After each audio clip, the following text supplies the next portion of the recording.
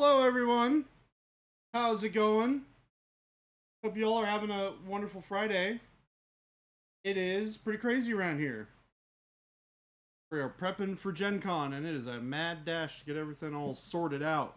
We're a little tired, but does not mean that we are not here today to do some painting with you guys. Jason is out attending a thing really quick, checking out on the truck. He'll be back here in a minute. So he will get to painting here shortly. First, I need to palette swapped out because I left it all here yesterday.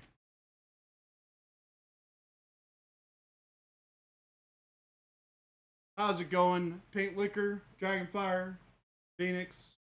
How's it going? Being lazy today, playing Pathfinder, Wrath of the Righteous. Nice. The heck? Thing fell off. How does the paint deal with shipping in this heat? Totally fine. Yeah, paint's fine. Totally fine.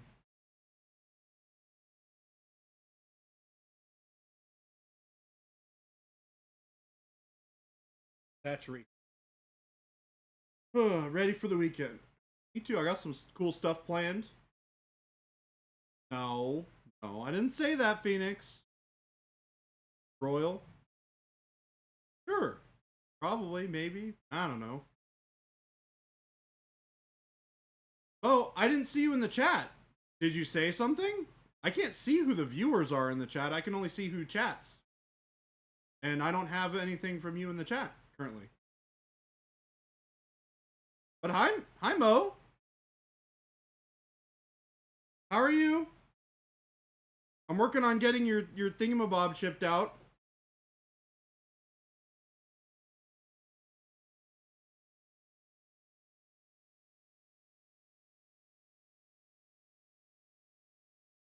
Mo, you know you always get a hi. I just didn't know you were there. You are most welcome, Phoenix. You are most welcome. My pleasure.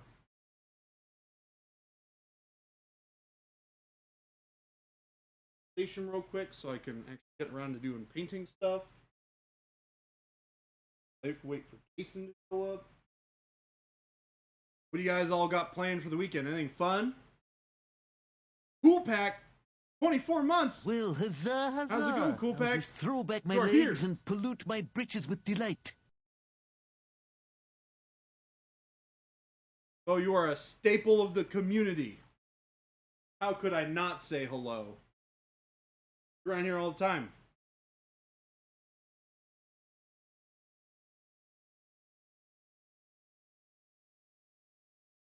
I knew it. I knew it. Oh, there's a thing I just realized needs to go into the thing. That.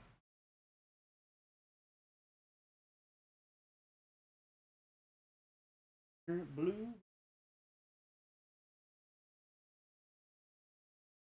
You guys might like to see how I have all my stuff organized. I have it all organized in numbers. We have silver, which is 25. That's not. That's not where that. There's extra 7, 8, 9, 30. That's where that goes. That's not where that goes. I thought I had it in the wrong spot. Hi, chat. I was right. He got a snack. Oh, is Cool Pack pretending he's back again? I mean, he subbed, so yes. What's up, Cool Pack? Hey, Cool Pack, you're a liar today. What? Yeah. Officially became a liar. Songer, what's going on? Hello, everybody. I also. Oh my god, I can taste this. Need to take a second to go run our bag out. Not yet. They're not loading. Oh, they're not loading. That'll go in like towards the end. Don't worry about it right now. Unless you just want to. I mean, did you fill it? Have you inspected it all? Oh, I need. Yeah, so don't worry about it now. Oh. Busy Friday. Spain. Busy Friday. It's never good when like half of the company's out sick. Also that, yeah. Not help. Sick, birthdays, broken hands. Yeah, we got a broken hand, we got a birthday, and we got a sick. God, man. What's the problem here? Sickos, birthdays, and broken hands.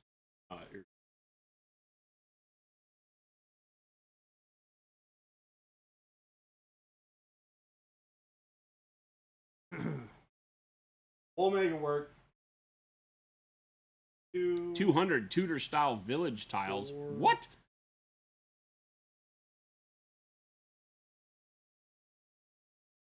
Phoenix.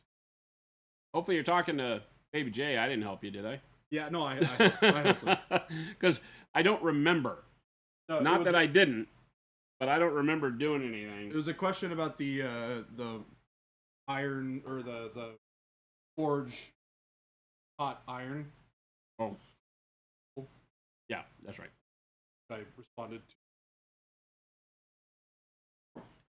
Soon you all will have to face the con crud. Be prepared. I'm fighting a sinus infection. Already. I gotta fly with this guy on Tuesday. Okay. It's a sinus infection. It ain't sick. No, I know you're good. Oh. Yeah, see, this is what I got. No way for me to tell that they got yours. Yeah. They did this to me the other day. I drove it back over. Oh, is that when you drove it back? Yeah, I drove it back. As a matter of fact, this morning they go, hey, we won't make it a mocha this time. And then they made it a mocha when I ordered it? No. How fate works. The funny thing is, this is how you know we're in a simulation. They rung it up like cold chocolate milk. I only paid $3.50. Oh, I know. It says on here the right thing. Yeah. It's just that there's people there that have no idea what you're talking. They see mocha because it says mocha. Mocha syrup. Yeah, I just make idiots. Probably a new hire. Hi. Need to get exposed to more cons. That way you don't get sick as often. It's called just going outside, by the way. Con crud is a myth. Yes.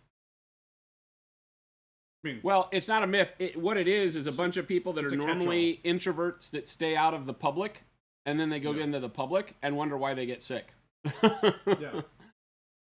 Very normal thing to have happen. You need to go outside, rub your hands in the dirt, and then rub your hands in your eyes, and then lick your fingers, right? And then touch all the things, and then get really sick, and then go do it again when you get well, and get really sick, and then go do it again and find out that, oh, I don't get sick anymore. Mocha is just chocolate syrup and coffee or espresso. Yes. Which is what I ordered. Which is not what I ordered. Not what the doctor ordered. Starbucks calls mocha their syrup. They use a mocha syrup to make. And that's where the problem comes, because when we say we want chocolate milk or hot chocolate, it's just warm or cold milk with mocha in it. Because that's what they call it. And so the problem is when somebody sees the label and just sees mocha, right? They see cold milk and mocha. Yeah, and they don't know what the hell. So they're like, what the heck does this mean? I guess I'll make it a mocha. Making a mocha. Just lick a bunch of doorknobs, you'll be fine. Also that. Instead of asking, they're just like, we'll just make it a mocha. Unfortunately, we do not have a producer in our new production seat today because everybody's sick. Yeah. And Jen is over there holding the fort down on the other side of the building. So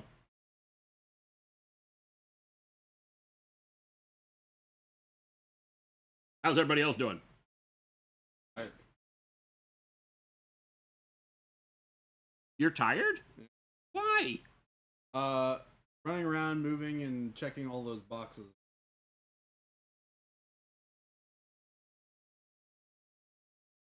The easy stuff. I mean, I had to like pull stuff out and make sure everything was correct. Because I don't want to get to the show and be like, we're missing this thing. Oops. And then you're like, Jordan, I thought you said check it. I'll be like, Jordan, you told me you checked all this. but Jordan, I didn't. Jordan.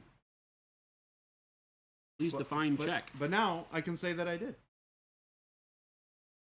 Define for me, check. Oh, did I tell you? I'm getting a new 40K army tomorrow. Okay. Chat, I'm getting a new 40K army tomorrow. I'm very excited. Creating some. He's not gonna like it. Like, I love jeans because they're weird. They're weird. They're weird. I like weird. They fall into the category of, it's not that I don't like them, they fall into the category of not enough unique models to pay attention. I paint. They're a great army for me for when you have like a kill team or something, because they have enough uniqueness to look really good in a small amount.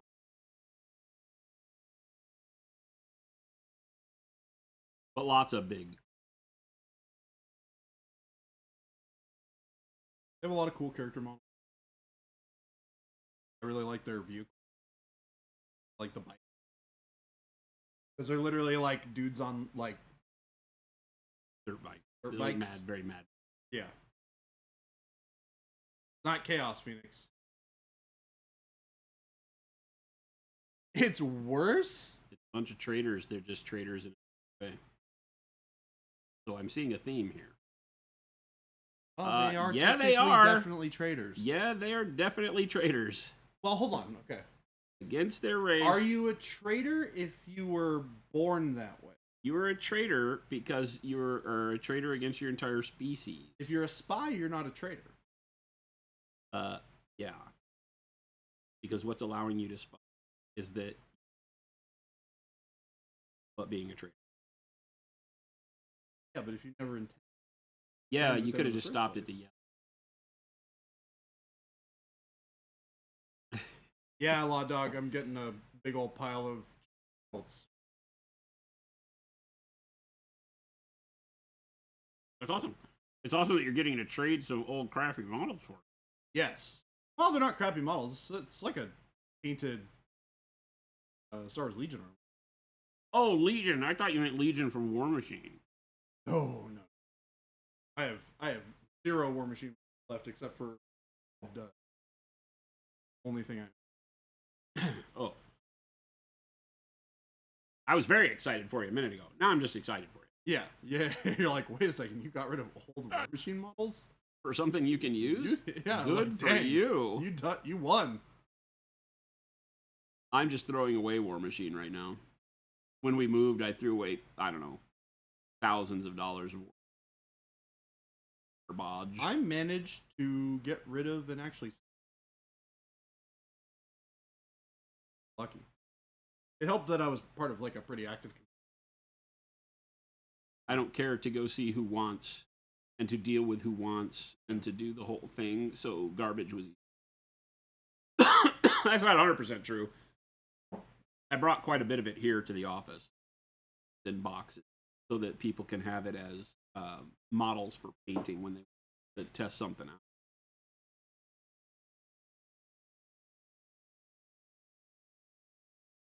No. Keep asking me and I keep not doing it. Had a lot else. Yes. That is very.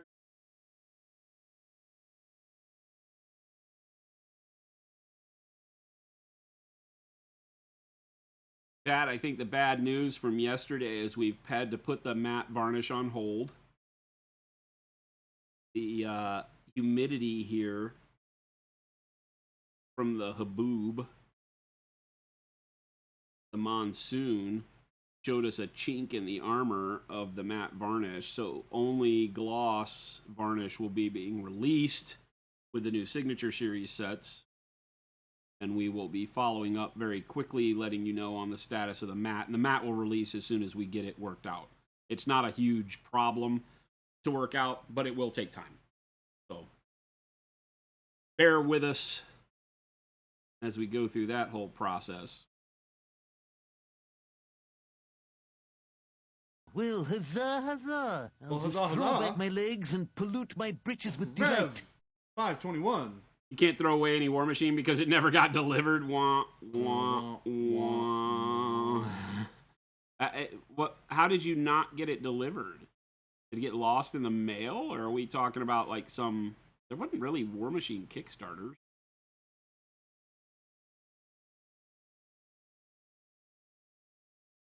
I think the only Kickstarters in that world were like the Iron Kingdoms RPGs.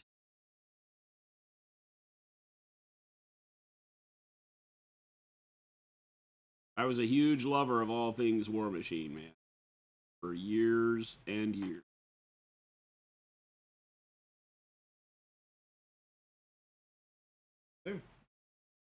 Heck, I worked for the... Had to be. Well, I mean... Forced, under duress. It wasn't even forced. I just genuinely enjoyed it. Well, huzzah, huzzah. I'll just throw back my legs and pollute my britches with delight.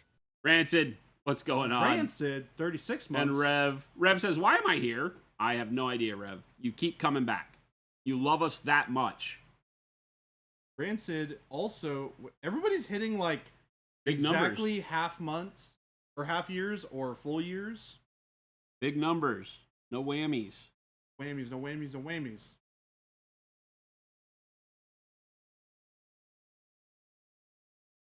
Mo, I've got a War Machine starter box from, well, a while back. I could hook you back up, Jason. Oh, I still have enough models. Trust me, I haven't thrown all of them away. Still have all my trolls. Still have way too many Legion models. I still have a bunch of Circle. They'll eventually all find their way to the garbage other than the trolls, probably, because I'll probably still play with the trolls in our game. I mean, they have cool models. Never was the problem. Yeah, there are some cool models.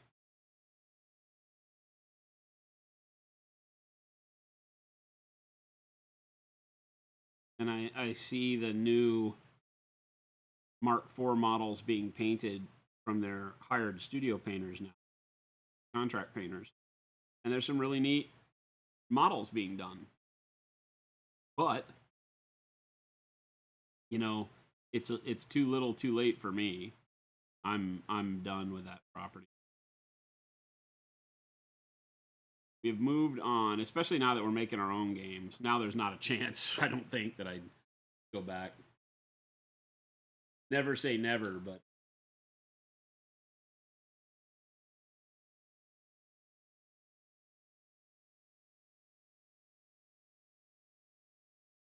Memory Gardens is asking what your white armor recipe is over there, Baby J. Oh, man, what did I do for this? This has been a while since I painted this. It, I believe, is neutral gray. Actually looks like warm gray.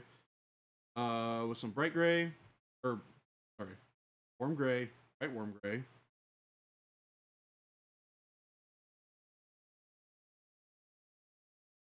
Probably going to do a little bit of touch-ups to it because it's a little blotchy for me. So I'll go through those updates as I do them so that you can get the updated recipe. How's that sound?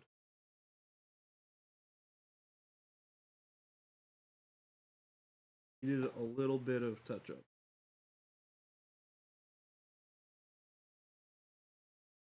Can't hear you, Jay. You keep cutting out. Baby J or me? Which Jay? Or all of us? All of us? Here, give me the mouse. Yeah.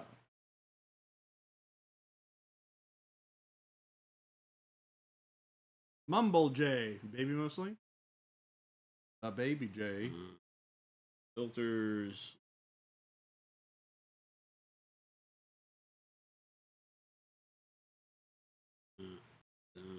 Hello.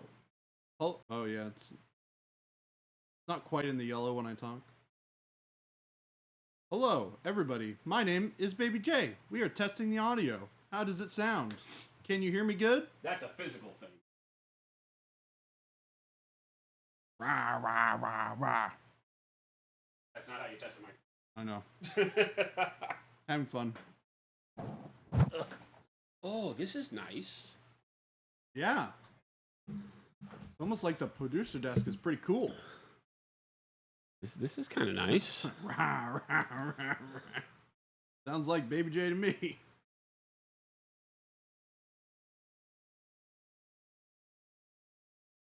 This is kind of neat.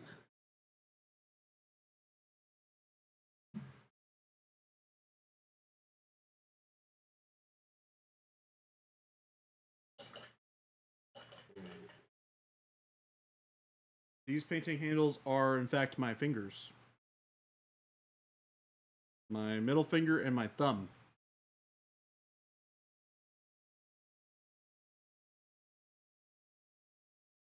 The mic on the producer desk makes everything sound better to me. Check. Ooh. Jen is generally over here, and when I use Gen volume on the production desk, it turns out it's very loud.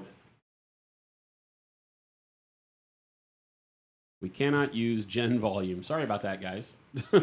Whoops. Sorry, I talked into the microphone, and this microphone was jacked. We gotta teach Jen to talk louder.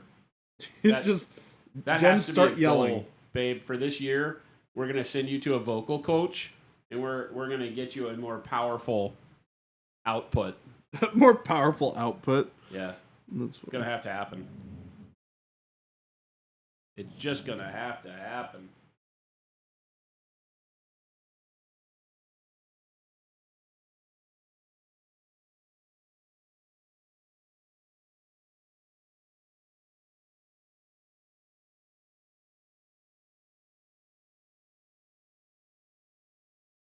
Aha! Look at me. Now we have a producer. Producing Jason. I will produce this show.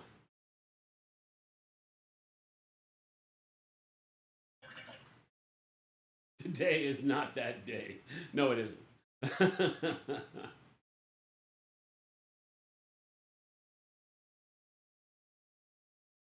Jen does it better.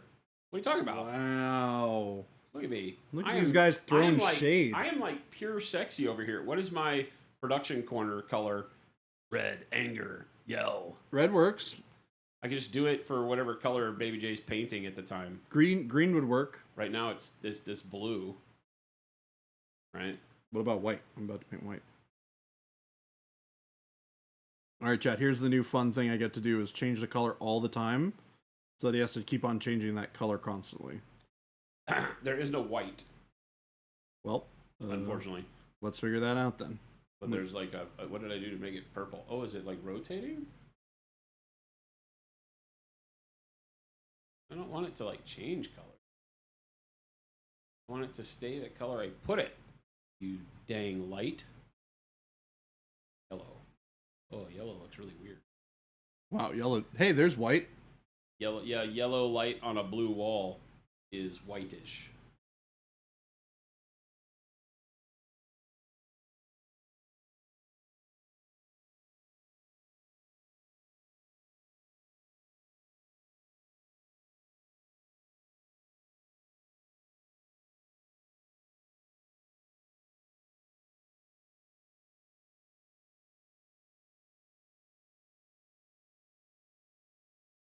I think Jen has the best color.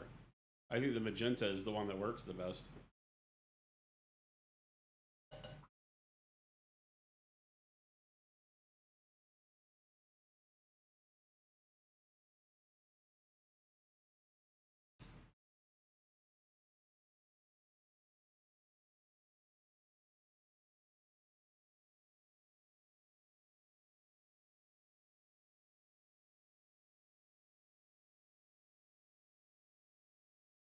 Is there a plaid light? Yes. But they sell it down the street from you, Mo. You should go hunt for it.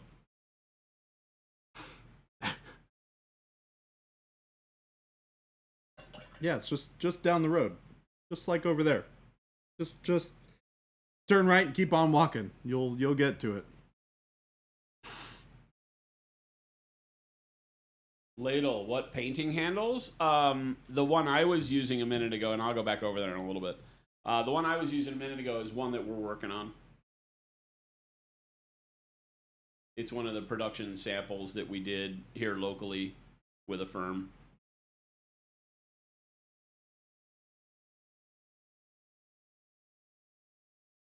I'm assuming things aren't cutting out as bad now, right? Yeah, how we looking? Feeling better?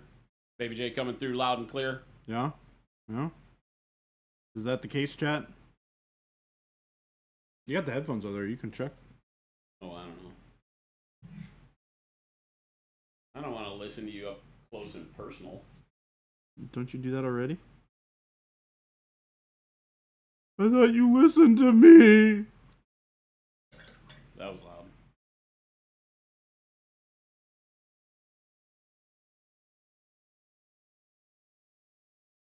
Don't cry, Baby J. I still love you. Thanks. Thanks. Thanks, Jason.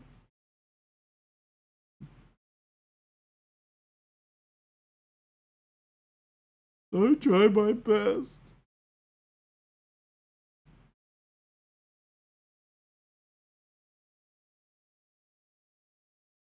I'm a little beat up today, Mom. Not my normal sexy self. You're sexy and you know. It's been a day already. It's been an evening and a day. It's only lunch 30. Yeah. And I'm already done with Friday. Y'all can have that stuff back. Not gonna lie. You have us at 200% volume. Is it that low for you? If I bump it up a bit? If we put us in the red? How about that? Is that better? Just keep updating us. Let us know if it gets too loud or too quiet. We got a new setup over here. We have a new mixing board coming in that's going to do us a lot better. We have a new Mackie mixing board that should show up here any day. Oh, cool. It may be here today. So did not realize.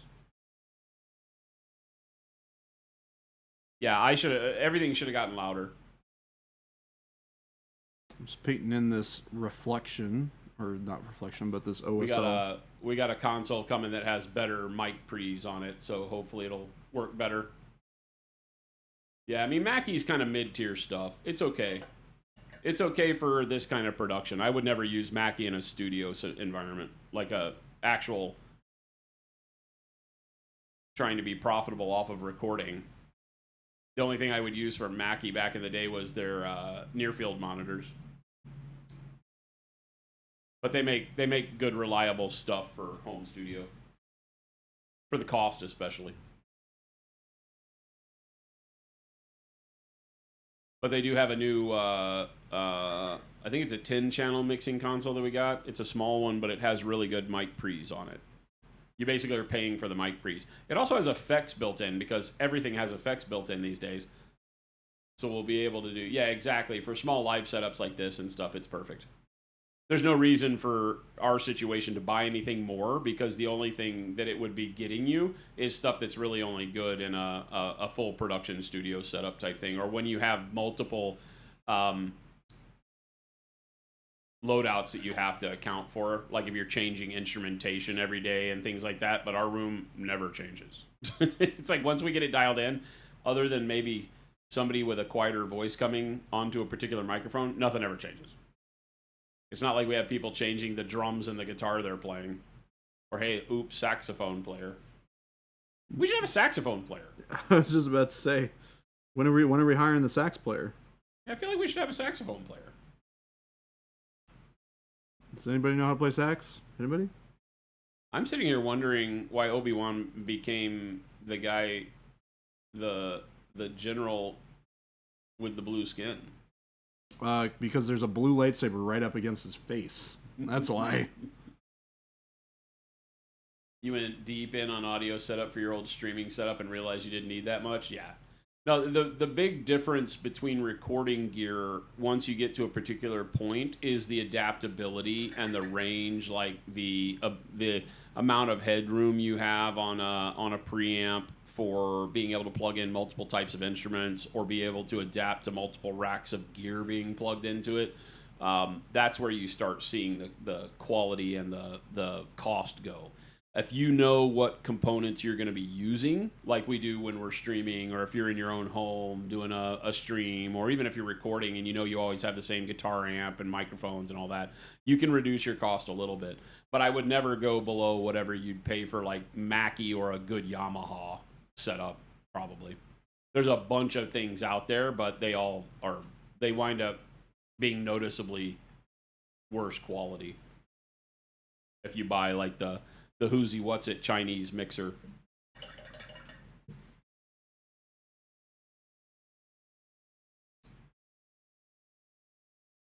Grand Admiral Thrawn, yes. He's not Grand Admiral Thrawn. He is. He's not. Thrawn doesn't have a beard. Oh, I demand more lore correct miniatures. Yep. Cad Bane has blue skin too. Never heard of him. You're making stuff up. He's the guy. He's that guy. That one guy with the hat. You want me to bust out some Neve preamps and some tube mics, Memory Gardens? So I had a Neve console in my house. I had a 56-channel Neve console. Only 28 channels were populated. Technically 27 because one of them had a bad potentiometer on it. It was a big desk. It was a big desk.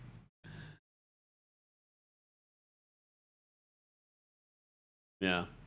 I inherited that one. I replaced it with a Soundcraft, a 56-channel Soundcraft that was a big studio console with a built-in board, or with a built-in piece of furniture that I did for because I used to build recording studios, for those of you who don't know.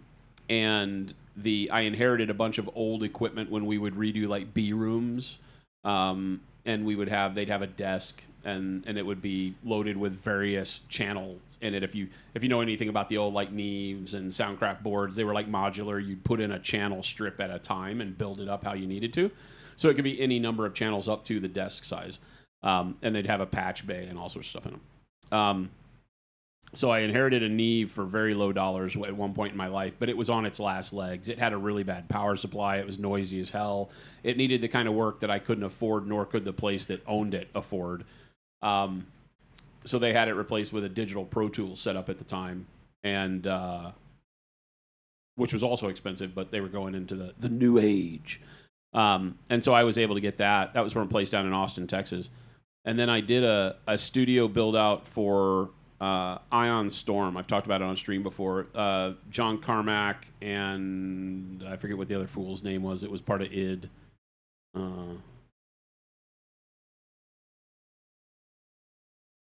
I never remember his name. Two of the id guys Romero and Carmack went off and started Ion Storm in Dallas, Texas, and I got the contract to do their recording studio in the office, as well as all of the audio and automation and video monitors, and they did a home theater, and we had my father at the time had a telecommunications company of his own, and he came out and wired all the data for all the workstations. We basically did, it felt like 80% of the work. Anything that had to do with electronics other than the actual electrical outlets, we did in that office building. It was up in the at the time it was one of the bank buildings downtown, the one with a big hole in it. If you look at the Dallas skyline, there's a building that's super tall, and the skyline has a little bit of a domed top to it, and it has a hole right in the middle of it. Maybe it's Bank of America building. I don't remember, but we did it there. And we put a Soundcraft board, a 56-channel Soundcraft board in there for them. And when they went out of business not too long later, the sound engineer guy, their head sound designer, called me up one day and said, "Hey, we have until 5 o'clock this afternoon to get everything out of here, or the building management is just going to lock the door and we lose it all." He's like, "We're at the point where we just want to get some money back for some of this stuff. Do you know anybody?" I mean, it was literally like that. It was like, "Hey, make a decision now, because by 5 hours from now, all this stuff has to be gone." And so I was like, "What do you got?" And he goes, "We have all of it." Like, well, in 5 hours, we have to find a buyer for your entire studio at this video game production facility? That's crazy. He's like, "Would you take it back? Can you sell it to anybody?" I was like, "That's not how it works, man. I don't just keep stock of this stuff. You know, we wait until we have a job." And theirs was pretty specific. So yeah, so he was like, "I don't even want to tell you what I bought it for." Somebody take a guess, chat. Anybody? Some of you guys seem to know audio stuff. Guess what a 56-channel Soundcraft? It was the step above the Ghost. I don't remember what it was called. What's retail? Because I'd always wanted a Ghost, and and this was the step above. What's retail on something? Probably 27,000 or something like that back then. We're you talking bought about 97, 98. I bet you bought it for $300, 350, 400 maybe. 57,000 schmeckles. It was like 20. I think it was like a 26 or 25 to $27,000 board or something like that back in the day. I got it for $1,500. Memory Gardens was close. Okay. $1,500. But you know what they threw in for the $1,500? What's that? The rack of effects and limiters and compressors, right? Mm-hmm. And 8 Herman Miller Aeron chairs. Oh. Because I had to go Those rent. are those like really nice office chairs. Well, because right? the console for that was a piece of furniture. You could buy the desk without the furniture, but it had the furniture, and they wanted it all gone. So we had to go get a small box U-Haul. So when we showed up and we put that in there, they go, "You guys have more space. You want more stuff?" Oh my gosh! I'm like, I only wrote you one check, dude. You know, I gave him a paper check for $1,500, and he was like, "We don't care. We just need to get rid of this. Like, it's going to cost us money if we have to have somebody come down here and dispose of it all." So we would prefer to have somebody take it that can use it. And so we loaded up a bunch of Herman Miller Aeron chairs. That's hilarious. They're ridiculous. That's so I still ridiculous. have 2 of them. Ask Jen. Gosh. 2 of them are at our house. Actually, I think only one of them's at the house. I think one of them's still out in the... one of them may be here. I don't remember. Obi-Wan's got brown hair, right? Memory Gardens, if you still have that gear, you could retire. I sold it for $12,000 when I moved to New York a few years later to a buddy of mine that had a studio in Dallas. Yep. Your capstone project for school was rebuilding an old Toft and a very old tape machine. That was what I really loved, man. That was what got me, because being a musician was always fun, but really messing around with the electronics around the music instruments was where I spent all my time.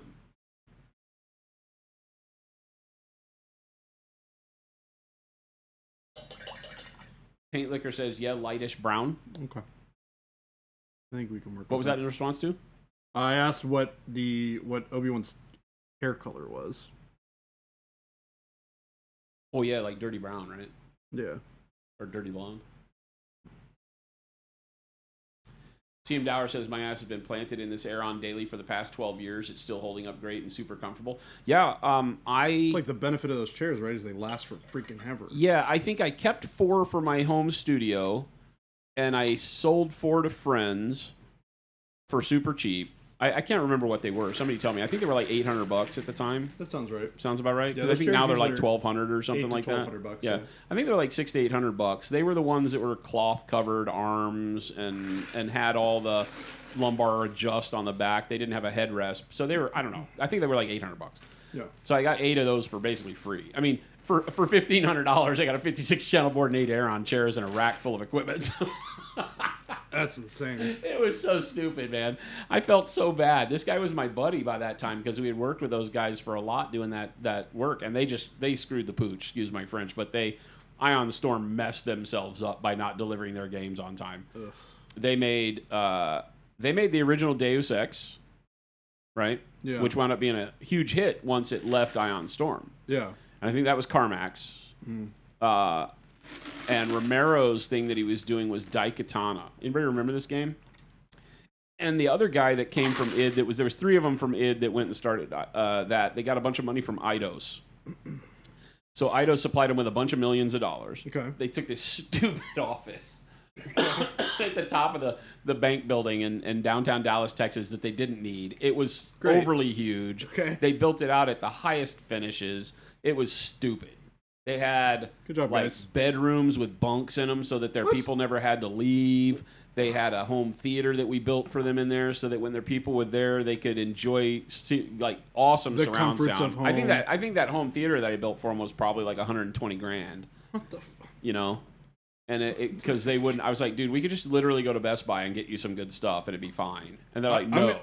We want this to be a place that people want to come because when we bring people in here to show them the trailer for our video games, we need them to be blown away. Which, of course, they didn't release a single game while we were working with them, so there were no trailers.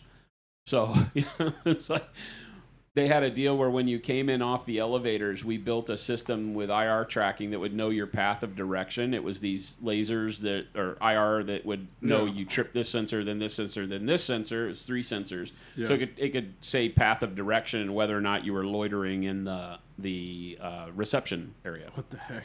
And so it knew if you were coming or going, and there was a wave player in the recording studio that all they did was the sound designers made these monster voice waves from their games that would welcome or tell people goodbye or to tell them to stop loitering. If somebody came off the elevator and only tripped 2 sensors and stood there for a amount of time and none of the other sensors tripped, it would start getting angry and yell obscenities at them. I mean, these guys were just kids like we are, but they had way more money than we do. Imagine if somebody gave Monument Hobbies like, $10 million to build our office out. Yeah, we would do some silly stuff like that. I mean, I would know whether you were coming or going, and I would have monster voices play too. That sounds like fun. Yeah. It was hilarious. But Daikatana was their game that they hung their whole future on. And the whole idea with that game, we spent tons of hours with these people. And the whole idea of that game was that it had AI for your followers that would actually fight and do things without you having to press a whole bunch of buttons. Like, they would understand the situation, they would watch what you were doing, and they would go fight alongside you. And I think there were 2 of them. I think there was like a big dude and like a little girl. I don't remember exactly, but there were like 2 AI components that were supposed to follow you around in this first person sword fight thing. Like feudal Japanese post-apocalyptic kind of a gig. Yeah. And boy, did they never get that to work.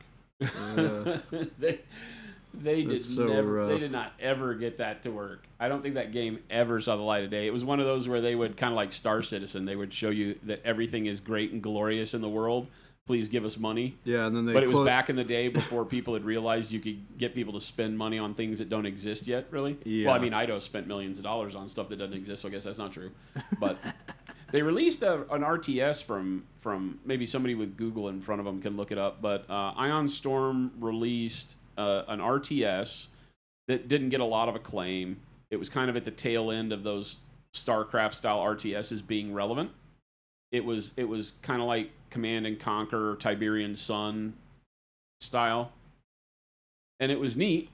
I really enjoyed watching them develop it because just, dealing with the programmers and talking to them and stuff was a lot of fun. Yeah. As they were making like the craziness. Yeah, just, Yeah,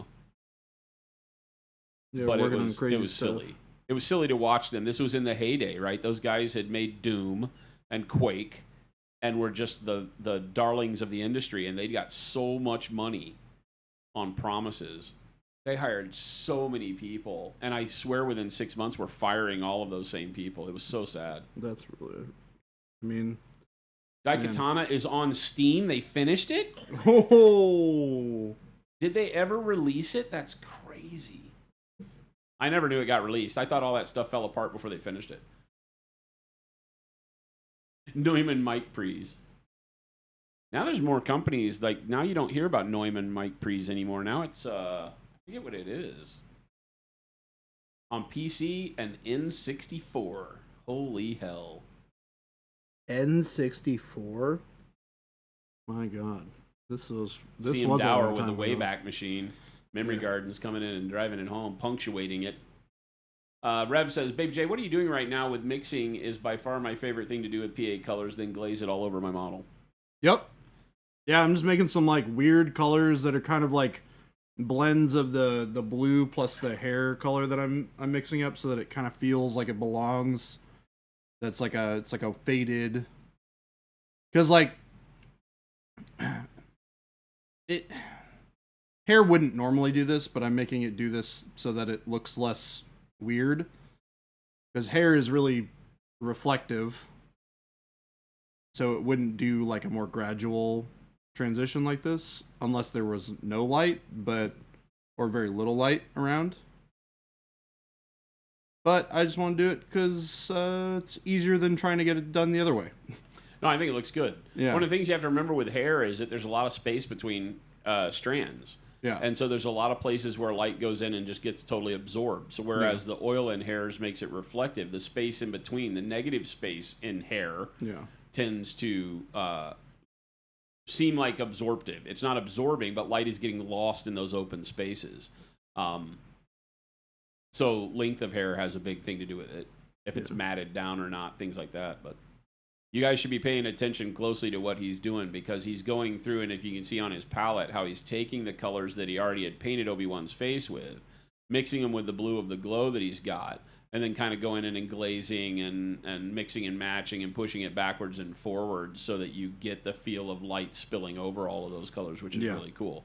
That's a great way to do it, especially when you have something like this that's obscured by the model. So you can't really go in and airbrush this with like transparent white like we normally would. Yeah. Which is the easy method to achieve this. So he's showing you the method where he overpainted all of that light to where it looked like, we were giving him crap about it looking like Grand Admiral Thrawn.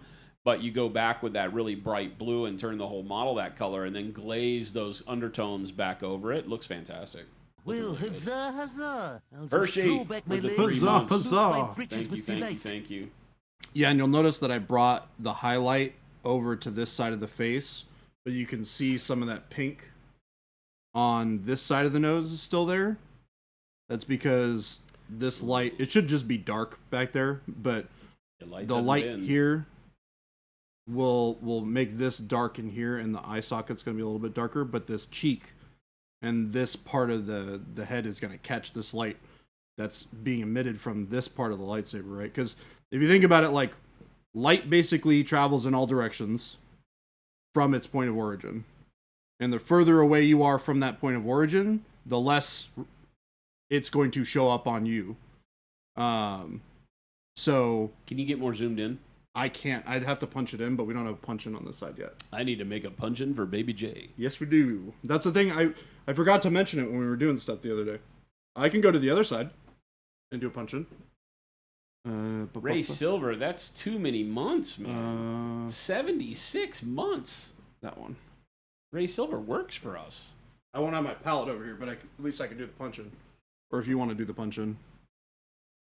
Yeah, hang on. Yeah. I have to reacclimate myself to what I'm doing over here. I'm just lounging. Bam. Super zoom. Oh, yeah. There we go. You got to be a little further away from the camera. Yeah, I'm getting to the... I'm adjusting to where your focal distance is at. Even further back? Maybe closer? Closer? Oh. There you go. We got somewhere. There you go. Yeah, so you can see how... I need to go in and paint his eye in here.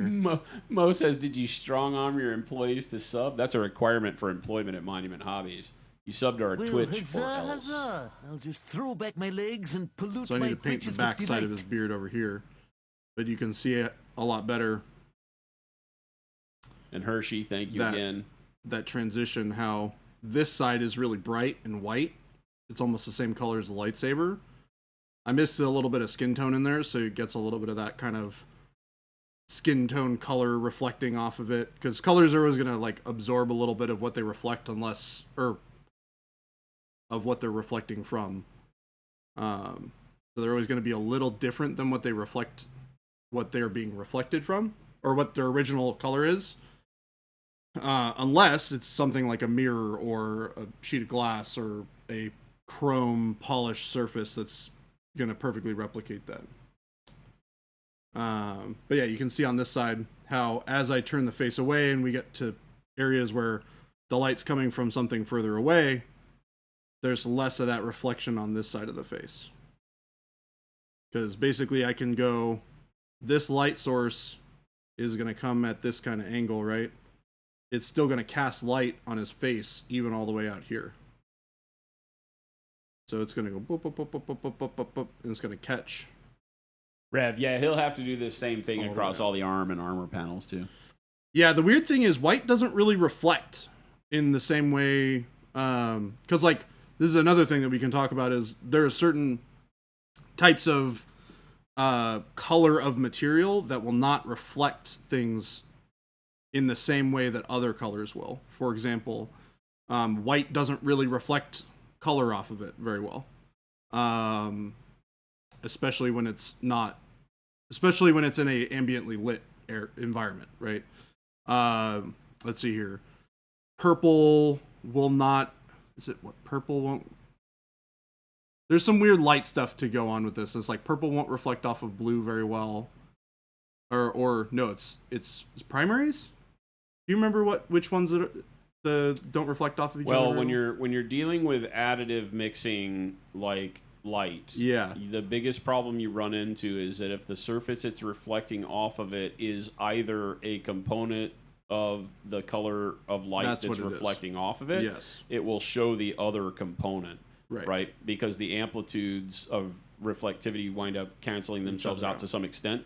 So it's like, I mean, the perfect example is exactly what we were doing back here. When I go green on, that's a solid green on this back wall, but when you look at the light back there, I wind up getting more of a jade out of it because the wall is also blue.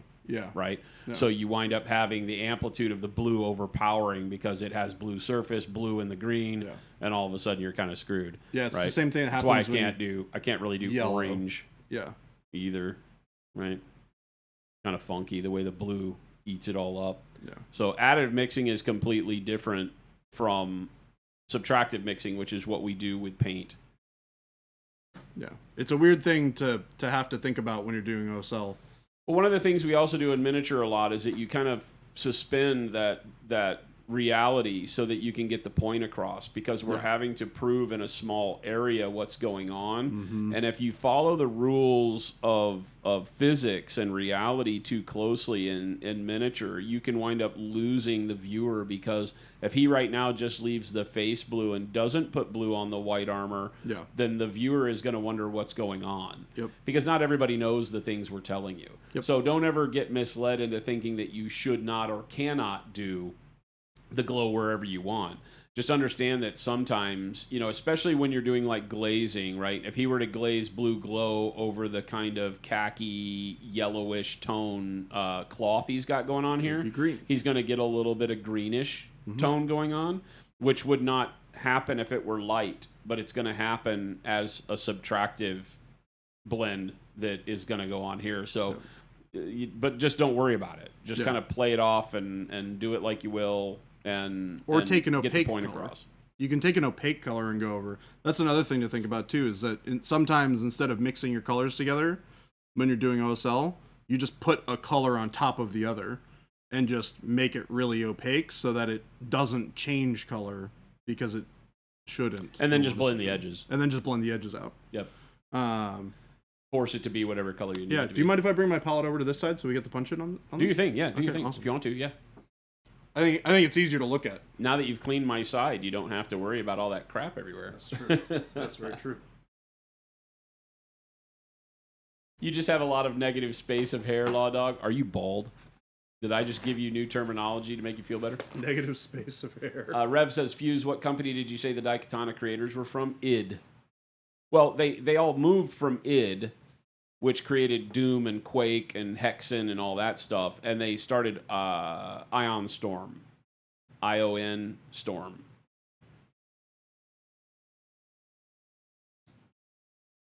They left id and started Ion Storm. I don't think any of them did anything in between. I think they came straight to Ion Storm from id. There's a new thing out I saw. I don't know if it's a Netflix documentary or whatever, but it's about, I think it's called FPS. And it's a documentary about that age where Doom came out as the first, like, FPS, you know? And then you had, like, all the other things that came out after it.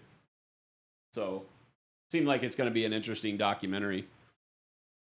I wonder if they'll talk about Ion Storm at all. Looks like Square Enix is the publisher for Daikatana on Steam. So maybe they sold rights to it or used them to help finish the project. Could be. Was Square Enix around back in the late 90s? It was Eidos that did it, but maybe the property got sold. Did Eidos get bought by Square Enix? Does Eidos exist? I don't think Eidos exists anymore. It probably just got bought up. Whoever owned it got bought by somebody else. Google who bought Eidos. That might be Square Enix.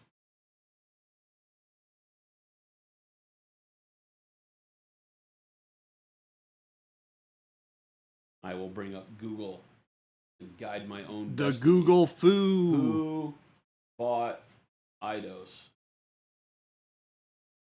Come on, Google. You can do it. Employ. Power of searching capabilities. Employ Embracer Group.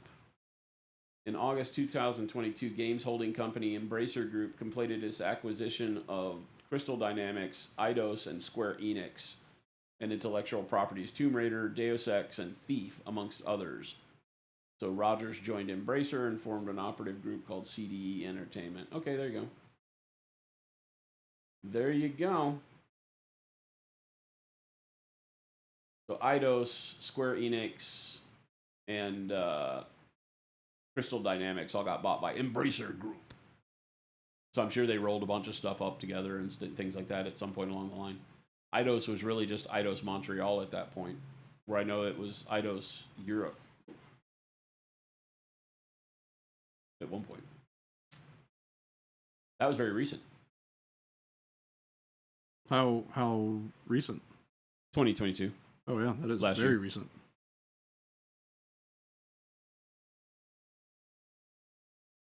Yeah, Square Enix, I think I only know from Final Fantasy. Yeah. I'll be honest, I think they're doing a really good job with their Final Fantasy games right now. Been very, very happy with their direction. I only play Noita. There is only Noita in life. Well, that's not true. I've gone back to Dead Cells because I've been enjoying Noita so much that whenever I get so pissed off at Noita I can't see straight, I play Dead Cells. I can't see straight. And then when I get so pissed off at Dead Cells I can't see straight, I go back to Noita. That's so funny. So.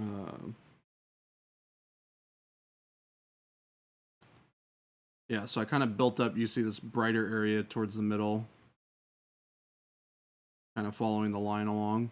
That like immediately did the job. Yeah. But just that quick line and then some glaze immediately gave you your glow. Yep. It really doesn't need much. And the rest of this is just blending it into the other colors so it doesn't feel as jarring. Have I played the Dead Cells Castlevania expansion? No, I saw it yesterday because I had to update Dead Cells. I hadn't played it in so long. I updated it yesterday, and it on the Steam page, it talks about the return to Castlevania or whatever it is. I haven't done that. Is it just the only reason I jumped back to Dead Cells is because when I went to visit family this weekend for my stepdad's funeral, on the plane, I got sick of listening to my book for whatever reason, and so I have I forget what the damn thing's called. You put your phone in the controller paddles and oh, that's cool. And it turns it into basically a mobile game station. I can't remember what the damn thing's called. But it's amazing. And it gives you thumbsticks and all that stuff for your iPhone. And I have Dead Cells on there. So I just was playing Dead Cells on the plane the whole time. That's so funny. It's really good and difficult. I mean, Dead Cells is no joke, right? It gets to be stupid. I think I'm going to pick up the new Zelda game. The what? The new Zelda game. Zelda? Yeah, I just don't have any Nintendo stuff. I would really like to give like Breath of the Wild and the new one a try, but I don't have any Nintendo platforms, nor am I going to buy any. Ah. So. You can always borrow one from somebody. Nah. So we don't have to buy it. Nah. I mean, I'll go steal my nephew's, I guess. Yeah. What are nephews for, if not to steal their... If not to steal their... Nintendo equipment. Their Nintendo devices. Yeah. I'm down. Nintendo simulators. Can you get a simulator to run on a PC and run Breath of the Wild? Is there a ROM for that? Probably. Funny enough, there probably is. Everybody talks about it like it's a fun game, and I watched and it seemed okay. But I'm really having a great time with the roguelikes that I had liked over the years. Again, Dead Cells and Noita I only found recently, but. So you liked Elden Ring a lot, right? Oh yeah. It's the easiest of the Souls games, but I like the part that I thought I would not like. Other than the fact that they had said that they were going more along the lines of difficulty of Bloodborne which I did not like because I thought Bloodborne was too basic. So a lot of people initially in that before it released were saying it's kind of like Bloodborne but with all of the equipment control of Dark Souls and Dark Souls 2, or Dark Souls 3, not Dark Souls 2, right? So armor mattered again, and stuff mattered. So I was like, well, okay, I really like Dark Souls 3, Dark Souls 1, Demon Souls difficulty, not Bloodborne. And then the other thing was the open world nature of it. I was like, I don't know if that's going to work. I was being the naysayer. Around here, I say, I'm not even interested in it when people would say.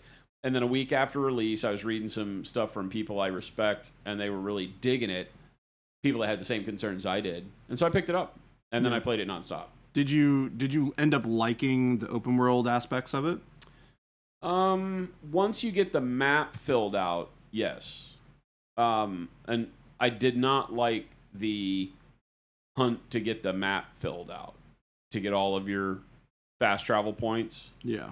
I felt like in some places there were too numerous travel points, and in other places there weren't enough. So I thought the map was very haphazardly done initially. By the time I got about 75% through with the game, it stopped mattering as much. And I was having so much fun with the game that I don't know that it really ever became something that, mattered. It didn't trouble me or anything like that. Mo says, I picked up Noita on your suggestion. Seems I blow myself up more than Monster to do. That's the thing that is amazing. Like, I think it was last night. I was playing Noita, and I right now, the recurring story for me in Noita is I'm having a fantastic run. I keep going further and further. I finally made it through level 4, and I'm into, like, level 6. So I am getting better, right? Or I'm getting luckier, maybe. But it's a game where you have to learn what you're doing, because you learn what to pair together, how to attack certain situations, what your best perks are going to be, because some of the perks that seem like they'd be really good are irrelevant, and you really need to focus on other things. And as I go through and do all that, I find myself going further and further against the same odds. It's not like I'm getting good RNG, and in some cases I'm getting worse RNG, but I'm surviving better because I pick better perks. I'm not as instantly killable. The shine on the armor is looking great, by the way. Thank you. But yeah, you blow yourself up more than not. Like, I blew myself up in the safe zone, in the Holy Mountain. I blew myself up testing a wand again last night. And I was about to jump into level 5, which is the weird jungle, crazy big spider monster place. If you've ever played the Noita that far, it's an absolute insane biome.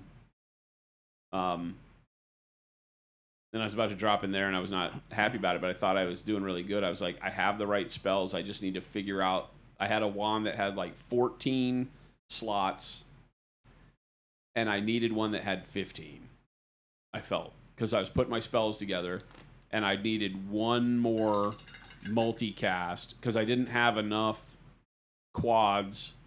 So I had to do a quad and a triple and a double, and I really needed a quad, a triple, and a triple to be able to cast enough spells simultaneously to get the thing to go off the way I wanted to. So I was trying to hack around it to figure out how to make it work the way I needed it to work.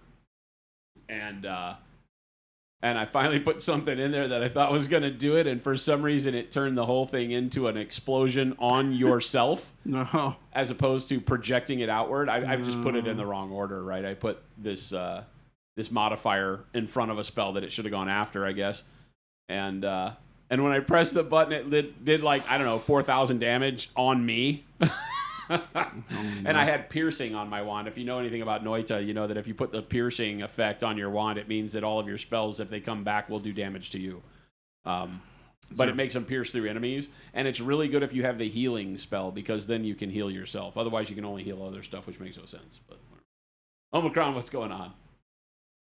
What's up, Omicron Samurai? How you doing?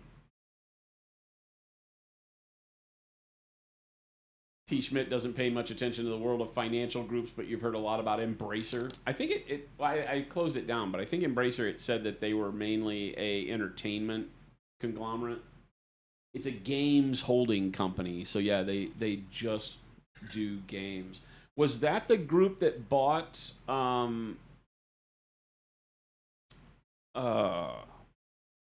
the people that own Atomic Mass? You mean that own Asmodee, which Asmodee. also owns... They may have been the ones that bought Asmodee. Maybe it's a French company that bought Asmodee. I don't know if Embracer is French. Let's see here. Embracer Group.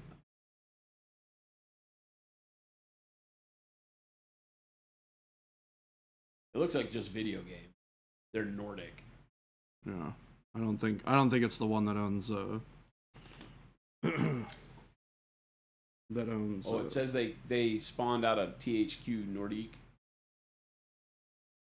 Oh yeah, they're definitely Nordic. They have like Viking language on here. Oh, yeah, there you go.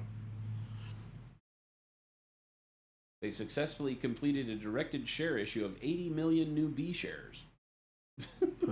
Cool. Raising $2 billion. That's awesome. I'm so happy for you guys. Yeah, this is language I don't even know. I'm like, I don't know what they're saying, but that's cool. People, I have no idea. There's too many zeros and everything on this page. I have no idea what they're talking about.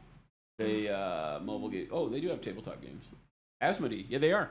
Oh, that is the one that purchased Asmodee. Asmodee. Yeah, that's what I thought, because they were acquired by a company that had no other tabletop presence, which I thought was very baffling. Yeah. And then when I read about it back at that time, it was because they really wanted to take some of those properties into the video game world without having to navigate the IP seas. So, very funny. Yeah, so they are. Embracer Group owns Asmodee. They also own Dark Horse, like comics. Mm-hmm. And they own THQ Nordic.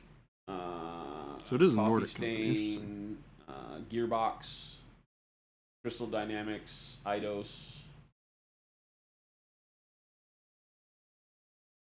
Yeah, weird. It doesn't mention. It doesn't mention on their website the Square Enix, which is odd. That is odd. Whatever. It doesn't matter too much. Omicron melting with humidity today. Law Dog says, sometimes you get noited, sometimes you noida yourself. Isn't it all the same? It's so true. Isn't it just the same thing? He's just borrowing Jen's dungeon today.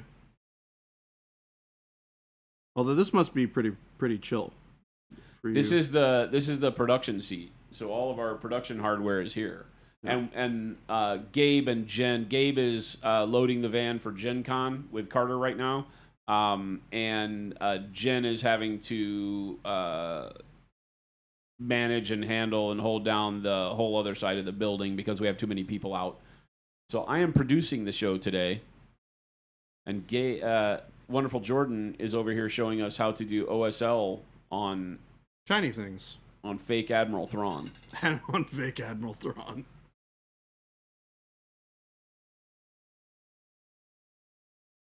Obi-Wan, why'd you have to put the lightsaber so close to your face? You're just really making this hard.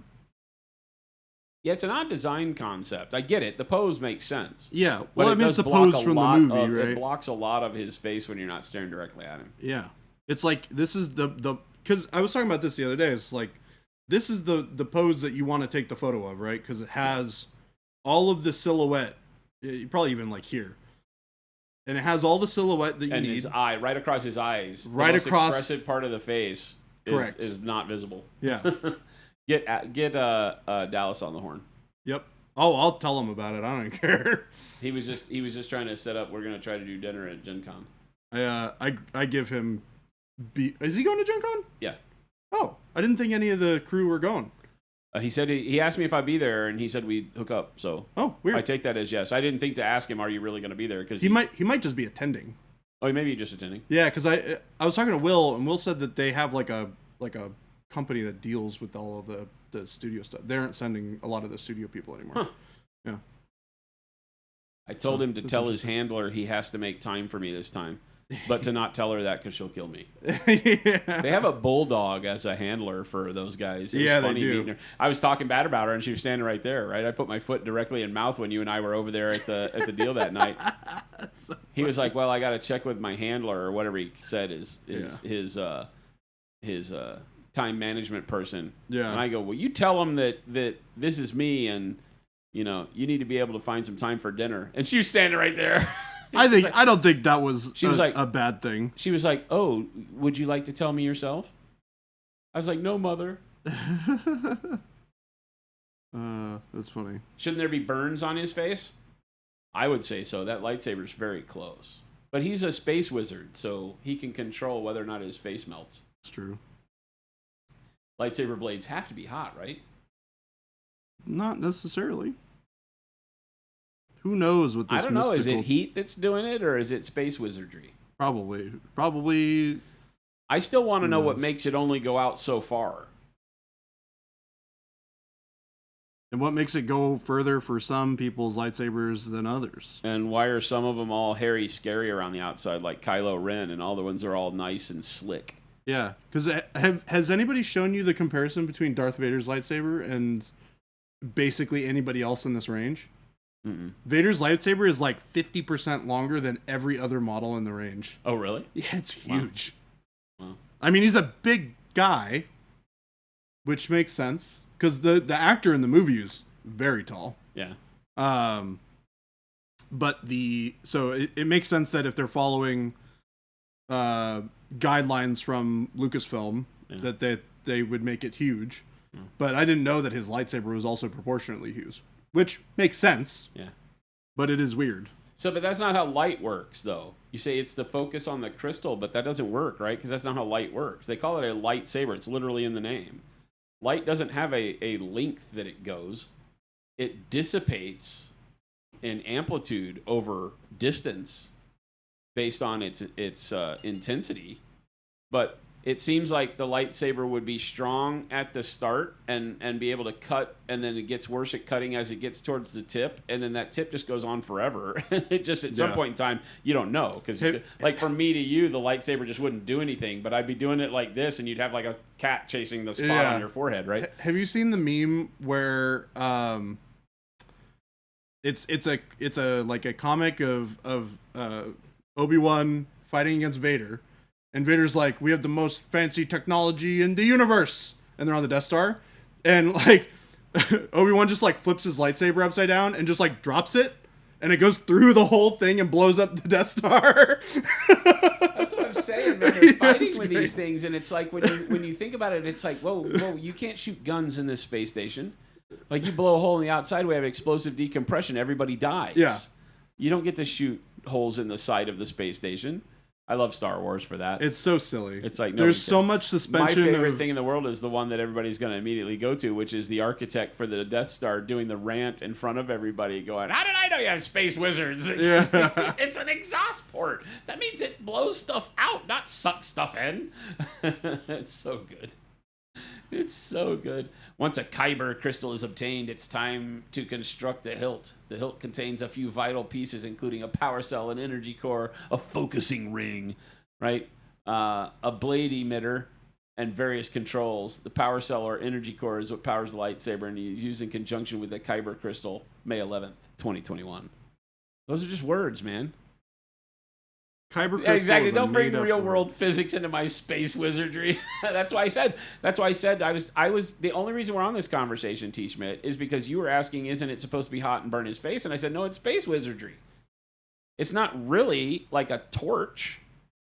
If it were, it would burn his face, and it would also go on much further than the end of it, right? It just would only light paper on fire, like out past 4 or 5 feet. I would think it was more like it had a fan in the hilt that sucked in oxygen and turned it into some sort of magic gas that the Kyber crystal converted oxygen into, some sort of ammonia-laden gas so that it could make a plasma blade out of it. And it had a fan at both ends, and it just shot the plasma out a specific length on the other side. Yeah. But it would suck more oxygen out of the room like to run your sword for too long, everybody would suffocate because it would be having to continually create a blade. It would have to be continually eating and destroying oxygen. Well, or hydrogen or whatever in the air. Things that we need. Relapse says, nerd. Yes, I know. This is where my brain goes when I see this stuff. It doesn't mean that I can't enjoy it. It just means that I can have these conversations. Yeah. We're just like, why is this a thing? It turns out lightsabers don't make any damn sense. Yeah. Power swords make sense. Yeah, they even have like the electrode things on the freaking sword. What makes even more sense is like a harmonic resonance on a piece of metal where it just vibrates so fast that it goes through everything. Yep. Yeah, that makes sense. Cut through the world. Why doesn't a Jedi use the Force to turn the power switch off on its opponent's lightsaber? See, Spats, you're with me. You and I would get along great. Like, this is the stupidest fantasy I've ever read. Shard, what's going on? What's up, nerds? It's space fantasy, not hard sci-fi. Oh, I get it, Zeno. I'm not. I'm just having fun. I grew up loving Star Wars. Because it was such a fun romp, right? It's a space opera. It's not intended to have any truth behind it, you know? Like these super non-aerodynamic Star Destroyers that can fly in atmosphere somehow. We want to have that discussion?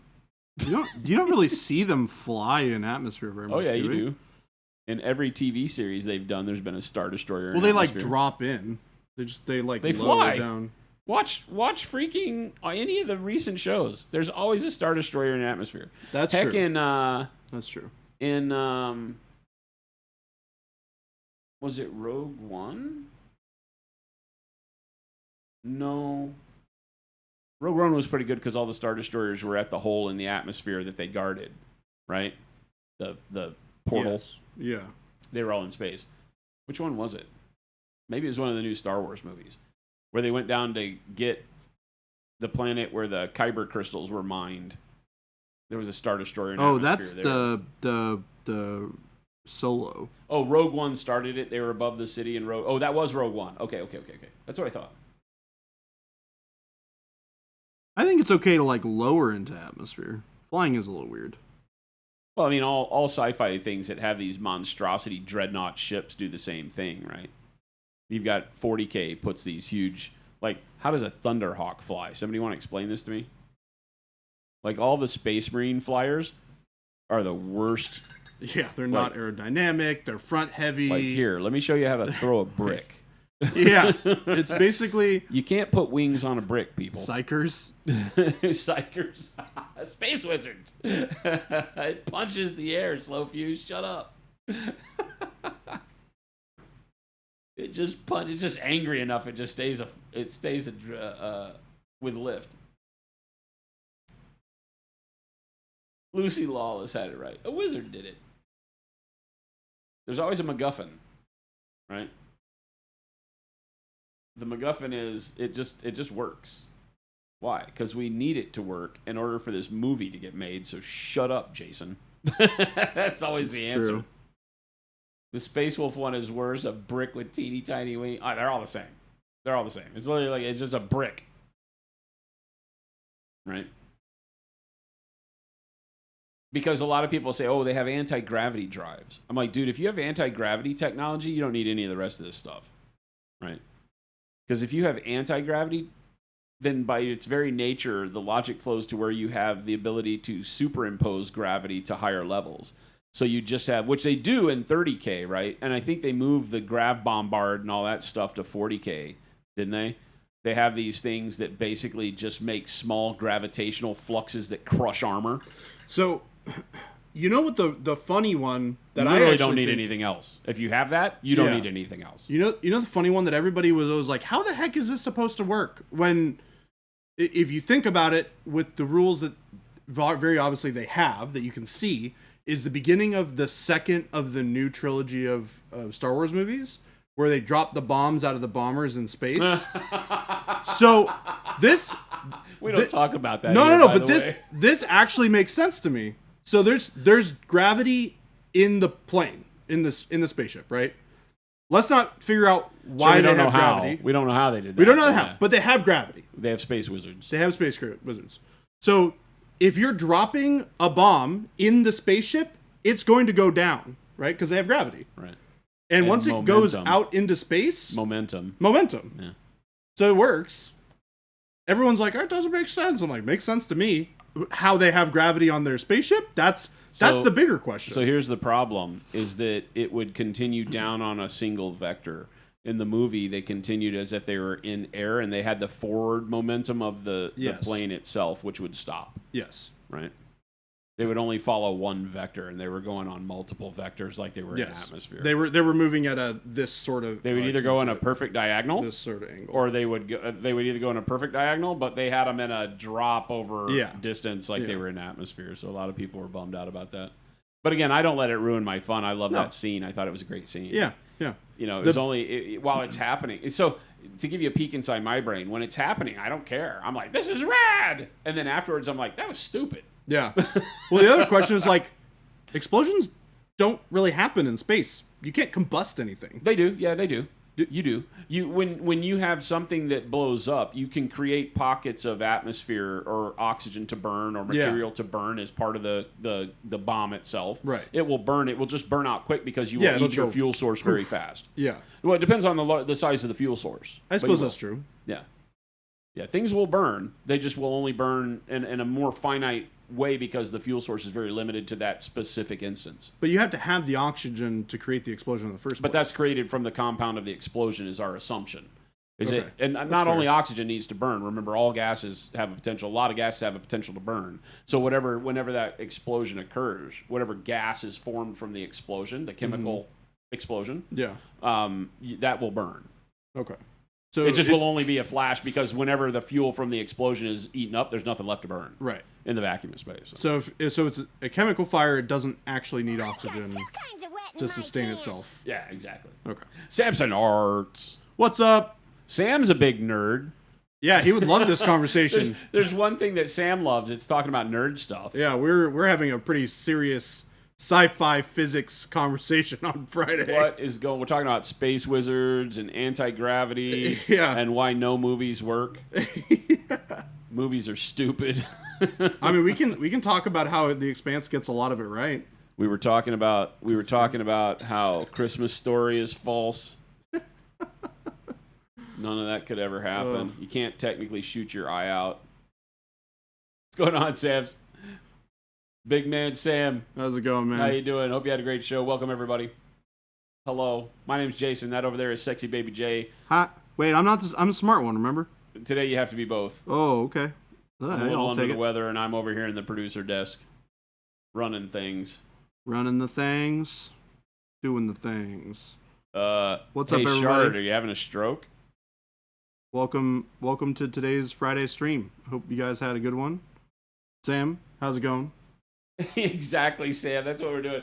We're like, the wonderful Sam Linz nailed it. He's like, let's take a look at this unreal thing and compare one element of it to reality. Jen's always taken the best piss out of me because I'll be sitting there talking like this, and she'll look and she'll go, "It's that made you think this was impossible to believe in?" You know? It's like, but it doesn't work. It doesn't work. Jen says I'm doing a great job. I do not feel chain swords. Yeah, chain swords is a great one. Oh my God, chain swords are one that get me going because I'm like, if you've ever used a chainsaw, the first time your chainsaw will really screw up is when you put a cover over it. Yeah. The cover is for protecting it when it's not in use. These chain swords the ones that really the only ones that I can think of that are cool are like the ones that they used to put on the Chaos guys that I like. The two-handed ones that go all the way around. The teeth go all the way around. Yeah. You know? But I like the fact that they think you can like cut a tank in half with it. Right? No, nope. Chain swords are so good. You can cut people up with it good. Sort of. So here's the problem, right? It's not like you swipe at a tree and knock it down with a chainsaw. No. You have to hold it there for a long time. Yeah. So I can just see the Space Marine being going, "Hold still, sir." Yeah. You know? Whoa. I mean, it would be so bad. And in some of the videos, like in Space Marine and stuff, they do it that way. They hit it with the chainsaw, and they just hold it there, and it's just like, and blood everywhere. Yeah. It's like watching a really bad horror flick. I love it.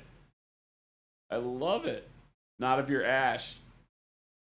Talk about chain fists. That's the stupid. Well, it's not the stupid. Chain fists are pretty dumb. Let's be honest. Chain fists are pretty dumb. Power fists, on the other hand, I'm a fan of power fists. Yeah, how's that technology work? Green Mountain, what's going on? A big old fisticuffs.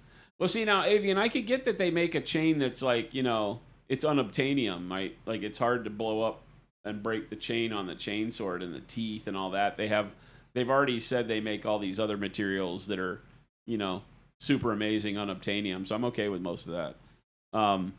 I do suspend disbelief for material creation in sci-fi. If you can give them adamantium and, crap that came on a meteor from some other planet, then sure. you got to give them something. Because otherwise you're really just limited to what we know. And that becomes, even though The Expanse did a pretty good job of it, somebody mentioned that earlier, The Expanse did a pretty good job of showing us like more Newtonian physics stuff and flight models for spacecraft, and the fact that when they were doing like the space fights and people were doing solid rounds, that the rounds just kept going. Yep. Right? Because one of the things I'm always asking is like, so if you shoot a missile at a ship and you miss, that's a bad day for somebody in the galaxy. Yep. Or a bad someday for somebody in the galaxy. Yeah. Right? Somebody somewhere at some point in the future is not going to have a great day, and it'll be your fault. It's like you look up into the sky. What is that? That's a nuke from 40K. Well, the funny thing is, it happens here too. You shoot a gun straight up in the air, someone might have a bad day.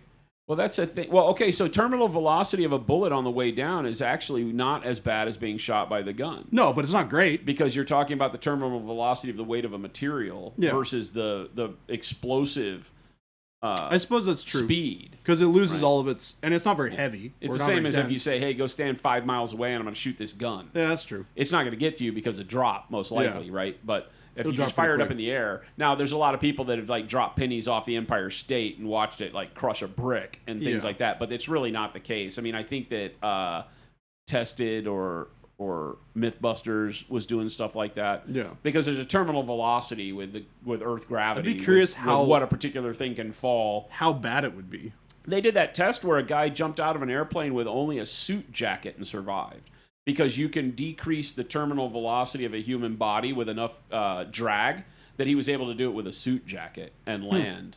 They landed into a predisposed landing area. He didn't just like land on the ground. Yeah. You'd still break lots of bones, but they said that they proved that it was survivable to do. Because there was some movie where somebody did that, jumped out of a plane and only had like the seat of the cushion or something like that for drag. Yeah, and they're like, I wonder if this actually works. Oh, you know what it was? It was the helicopter scene in Da Vinci Code, where he jumps out of the helicopter that's going to blow up or something like that and only has his suit jacket and does it. And I think they did that. Oh, interesting. Ragnar and the Space Pups have all around chain swords. They look cooler. They're definitely the better ones, for sure. They also make more sense. Gears of War showed how the chain bayonet worked in a realistic way.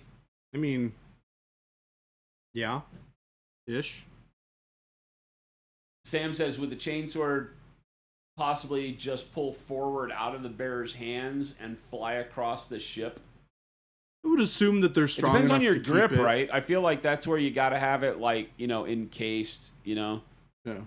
We're talking about Space Marines. We're already We've already gone beyond reality, and we've said that we're into genetics, and we've made super soldiers, right? They should be able to keep a good. They can hold on to their sword as it bites through bone. Yeah. But yeah, I mean, like I can just take a hacksaw and run it through a piece of steel, tube steel. Yeah. And like nearly kill myself because I'll get a good rhythm going, and then one of the teeth will bend and you'll hit against the grain and it'll stick and you'll be like, I just threw my shoulder out. Yeah. So yeah, if you're running like a chainsword and it hits like somebody that had like, a really big burr in their bone or some weird, piece of material where you it's just like rip your arm out of its socket. I lost the tip of one of my fingers because a hole saw was turning through a standard 2x4 and hit a cross nail that wasn't supposed to be there and bound the hole saw up. And what happens when the saw blade stops? Well, the whole saw turns instead. And so it yanked the saw out of my hand and took the tip of my finger with it. So yeah, I'm sure that the chainsaw would not pass OSHA inspection. No. Most definitely not. You're thinking about Indiana Jones and the time they jumped out of a plane with a survival raft onto a mountain? Oh yeah, weapons are definitely magnetized to their hands, Shard. You have the answer. Magnetization probably is not going to help you enough there. Agreed. Baby J is over there doing Obi-Wan Kenobi's OSL from his. The whole thing that got our story started today was how do lightsabers work. Yeah. And right after that, we're going to talk about where the tag pilot's legs go. They don't exist. They just put people in them that don't have legs. You want to pilot a tag, son? But see, that's not true because they have the tag pilot models and they all have legs. Are you seeing them getting into those things? I don't see them get into those things. What are you talking about? They're models. Yeah, they have separate models. They're not physically getting into the tag. So maybe they're not. They're just lying to us. In the anime, they get into the tag. He just doesn't want to be They have magnetic legs. Xenobond, yeah, Xenobond got it. Obi-Wan. Obi-Wan. Mr. Belt Dumpling, as I like to call him. Belt Dumpling? What? Cybernetic legs. They just retract like telescopic legs so you can get into the tag. I just love stuff like that. Like, Infinity always used to bug me because I loved the game when it first came out, and the models were cool. The fact that they were metal was a little annoying, but they were cool. But they had so many models that had the magazine for the solid shot gun that they had that was incorrect. The magazine bent backwards. Like the crescent of the mag didn't go forwards like an AK-47 or standard magazine. They have to be straighter. They have to go in a way that the spring force allows it to push a bullet into the chamber every time. But they had these magazines that were wrong. Bad. They went backwards. They came out of the gun and they went back around your hand. You know? Of course they did. Which for looks really cool. Completely not workable.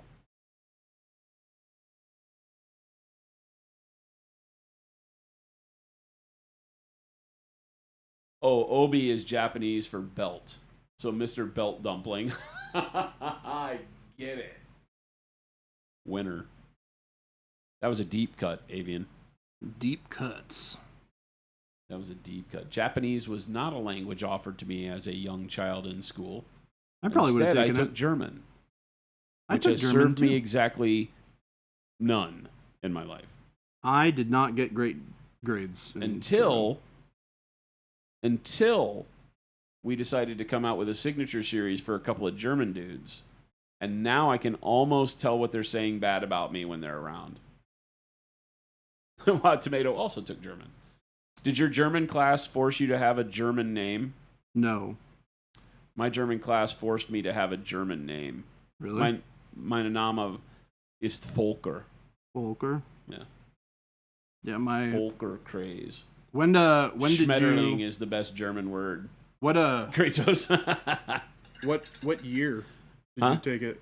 Did you take it in high school or college? High school and college, I'm both. sorry. Middle school or college. High school would have been, I graduated in 88, so it would have been 87, 88. Yeah. I guess mine was in high school too. 86, It was my 87, first 2 88. I think I years took of it for 2 years, 3 years in high school. I think I started as a sophomore, right? So it would be 86, 87, 88. And then only one semester in college because I placed out of so much because it was all fresh. Yeah. So I placed into German 3 in college and took one semester and realized I had no conversational ability at all. I could write on paper and pass the thing and get placed into the class, but when you went in there was no English allowed and none of that. Yeah. And I was like, oh, this is all new to me. My name is Volker. Mein Name ist Volker. Gehen Sie das Zimmer. And I was like, mein Hut, hat Dreieck and hat mein Hut, and hat nicht Dreieck, and dann ist es nicht mein Hut. And so that's what I do every time I meet German people, is I sing that silly song. Because that is like the national anthem of Germany. Farfignugen. Gabe says, no singing! Gabe, you're supposed to be loading a van. Yeah. Otherwise, why are you not here in this chair and why am I not painting? Yeah, get in here, Gabe. Get in here, Gabe. We got half an hour. Jen says he just sang. We sang the Rubber Ducky song. Did you one time? Oh, that's so good. Ugh. Too much fun. Way too much fun.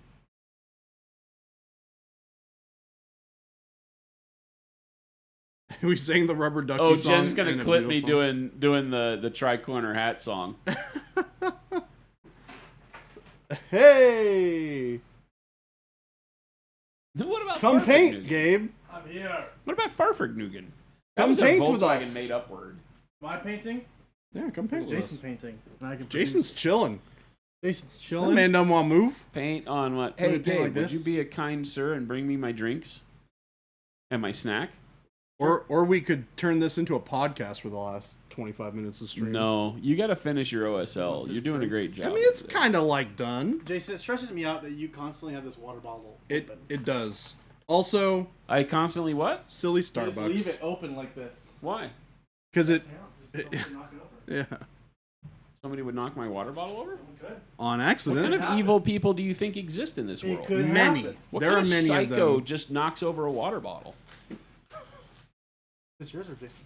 That's Jason's. People aren't that bad, are Well, they? technically, it was mine, and I gave it to Jason, and it was not the right thing, unfortunately, which made me feel really he, sad. He was doing such a good thing for me. I know. I knew he had a bad day. I was like, all right, I'm going to Starbucks. I'm gonna get him his favorite drink from Starbucks, and hopefully that'll help improve his. And his you know day. what was crazy? Is that, like I said at the beginning of the stream this morning when I went to Starbucks and I got my drink, the guy that was taking the order in the drive-thru, he was like, "Oh, I know you. I swear we won't make it a mocha today." I was like, "Ah, ha, ha, thanks. You know me so well." And they got my order right and I left. And then Baby J goes, and God bless you, you were trying to help. Yeah. And he goes and he orders my favorite drink and they make it a mocha, like a coffee Oh. mocha. I don't drink coffee. I don't either, which is the funny part. But I don't even have the energy to go back and yell at him. So. But it would have been funny had I driven back there and that same guy was there and I'd go, "Listen, dude." I'd have walked in and held it up and he'd have known exactly what was going on. Yeah. He's like, "But wait, you already might- I don't know." I might go back after work and just be like, hey, so work's been kind of busy, so I didn't have an opportunity to come back and like tell you guys, but this is not the first time. Yes! Oh, no. Victory! That's a short right there. Oh no. Oh, we are so tagging that Hey. on. I'm down. Put it That'll up. go I'm great. there. I have no pride.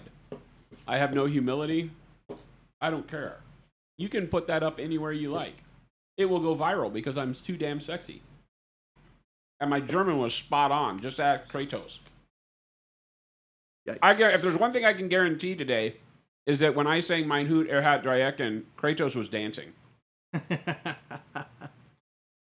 don't Right, know this Kratos? word. I think it's Lie not German. for me, and you're my best friend right now. Kratos, I just need you to lie for me once and tell me that that was the best experience you've had in like at least a month. Every kid knows this song. Yeah, exactly, right? That was one of the first things they taught us in German class. We just did, because our professor was just having fun, right? To get us loose and into it and Yeah. then teach us that song.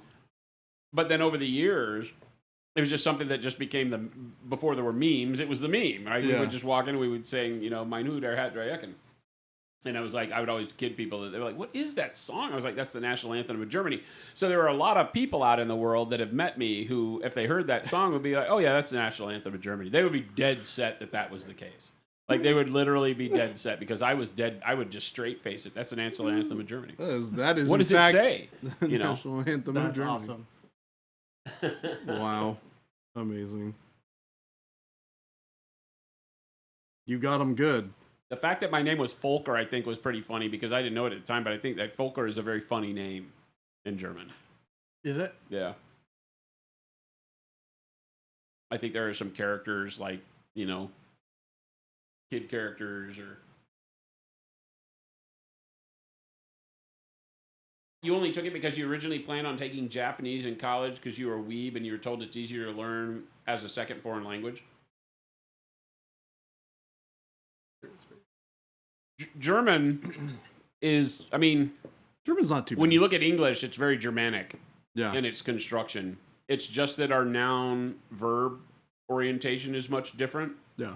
So that's the hardest thing for most people to get. The sentence German structure is also all backwards. German is also a very gender-specific language, whereas English is not in most cases. There are masculine and feminine uses of terms, but German is built that way. So it's a little hard for you to wrap your hand because it's easy to just say das in front of all of your nouns, but that's not the way it works. It could be der or die. And, der, die, das. yeah, so. Der, die, das. Craig just says, I'm German and I can't German. I'm German and I can't German. Yeah, it has a lot of fun stuff though. But the funny thing is when I went to Germany professionally eventually, because the times that I went to Germany as in the music industry, everybody spoke English. And everybody that I would deal with would prefer to speak English than to try to speak German. Then when I went there professionally in the electronics world, everybody that I went knew English, right? Because they do a great job of teaching people English in Germany. But conversationally, they were more interested in speaking German because I was in a professional area with architects and electrical contractors and electricians and electronics guys. And so for them, conversationally, it was easier for German because we were dealing with highly technical terms and processes and things like that. So German was what they wanted to be speaking. So I had to have an interpreter, and I would speak in English, and they would speak in German, and everybody was wearing headsets or listening to whatever. And when I would go out to dinners, lunches, and things like that with these people, I could understand most of what they were saying as they were conversationally speaking German, and then I could speak back to them and they could understand what I was saying. But it was the funniest thing. And this happens in a lot of places where half the conversation or the 80% of the table is speaking to me in a foreign language, and I'm speaking back in English. And you'd be amazed at the amount of attraction that gets for people just wandering by going, what is going on here? Yeah.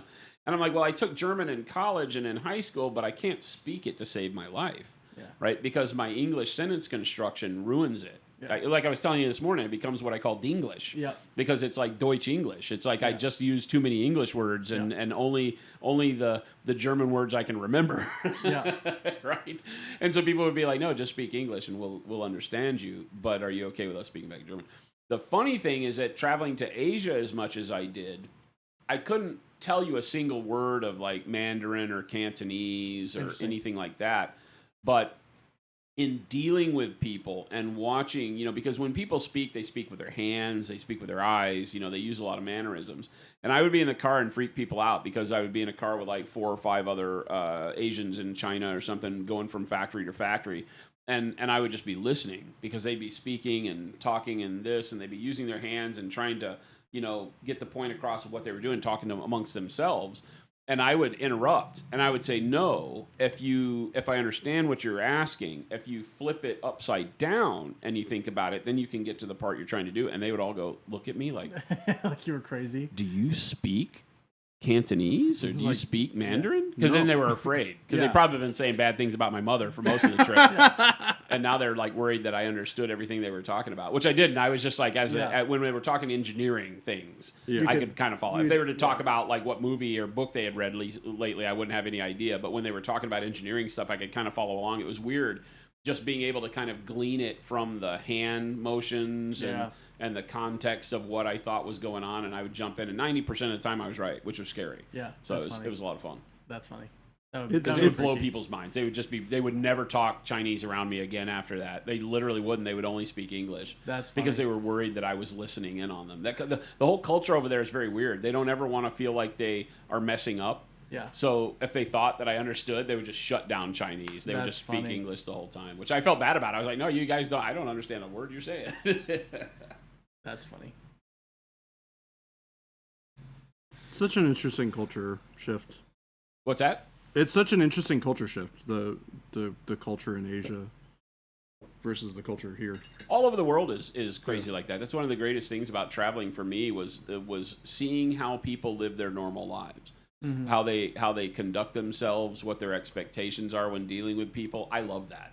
I just absolutely love that. And as a person that was traveling around teaching people of other cultures how to do something that was going to make them a living or impact them making their living, it was a dramatic way to see how cultures differ because so many people. I'm crazy, right? So I'd be up on this stage talking to like 150 or 200 architects and engineers, and talking about building and electrical automation and power line conditioning and all this stuff. And so I'm up there just on a stage in a suit or suit jacket or shirt or whatever, and I'm just formal and talking, but I'm talking my mannerisms with my hands. Yeah. I've got tattoos, and I'm just like, telling jokes that they don't understand, and that, But a lot of times, if you had a good translator, and I was traveling with a particular translator for like 2 or 3 dates, that translator if they didn't come up to you initially after the first event, they would come up to you and start asking a bunch of questions. Yeah. Hey, what do you mean when you say this? What does this mean? That's not a word I'm familiar with. Maybe translators are their own unique thing. If you've ever met one or know one or have been one, you have to translate not only language, but you have to know the specifics of the genre you're talking within. You can't just be a translator and then go talk for somebody that does just politics. Yeah. You have to be a translator and also a political scientist almost, because you have to know what all those words mean in order to do it. Otherwise, it's just not going to come across right? And so for electronics, it's very hard because a lot of these words don't have direct translation. So you just have to say the English and hope everybody gets it, right? So a lot of times they come, but good ones would come up to me and go, so do you tell jokes? What kind of humor are you going to use? What kind of inflection do you like to use? Because if you're going to tell jokes, I would stay away from this or this or this, because I'm not going to be able to translate it, and I'm just going to have to go dead and say, here he's telling a joke, and everybody's going to go, and it's going to interrupt my flow of talking. It's just going to brick, right? Because I rely on the energy coming back from the energy that I present, and so, it was always funny because I would tell jokes and the whole place would just kind of be silent for a minute, and then the translator would finish, and then they'd laugh. So it's kind of like on time delay. That's weird. I don't like that. We're here on satellite delay, I don't like but that. They're right in front of you, so it's always really crazy. But some of the hardest things is that people, especially in Eastern Asia, the Pacific Rim area, I would always ask people, because I would try to identify with you like we do when we're painting. Right here on stream, I'll be like, have you ever been in a situation where you're trying to get, hey, you're a little off screen, by the way, Jordan. Oh, sorry. Like where you're trying to do something like what Jordan's doing right now, painting the face, trying to get the lighting right, and you just can't get a good sense of the lighting direction. And then I'll say, who here, it's harder in chat because it's like, hey, chat, raise your hand if you've ever, right?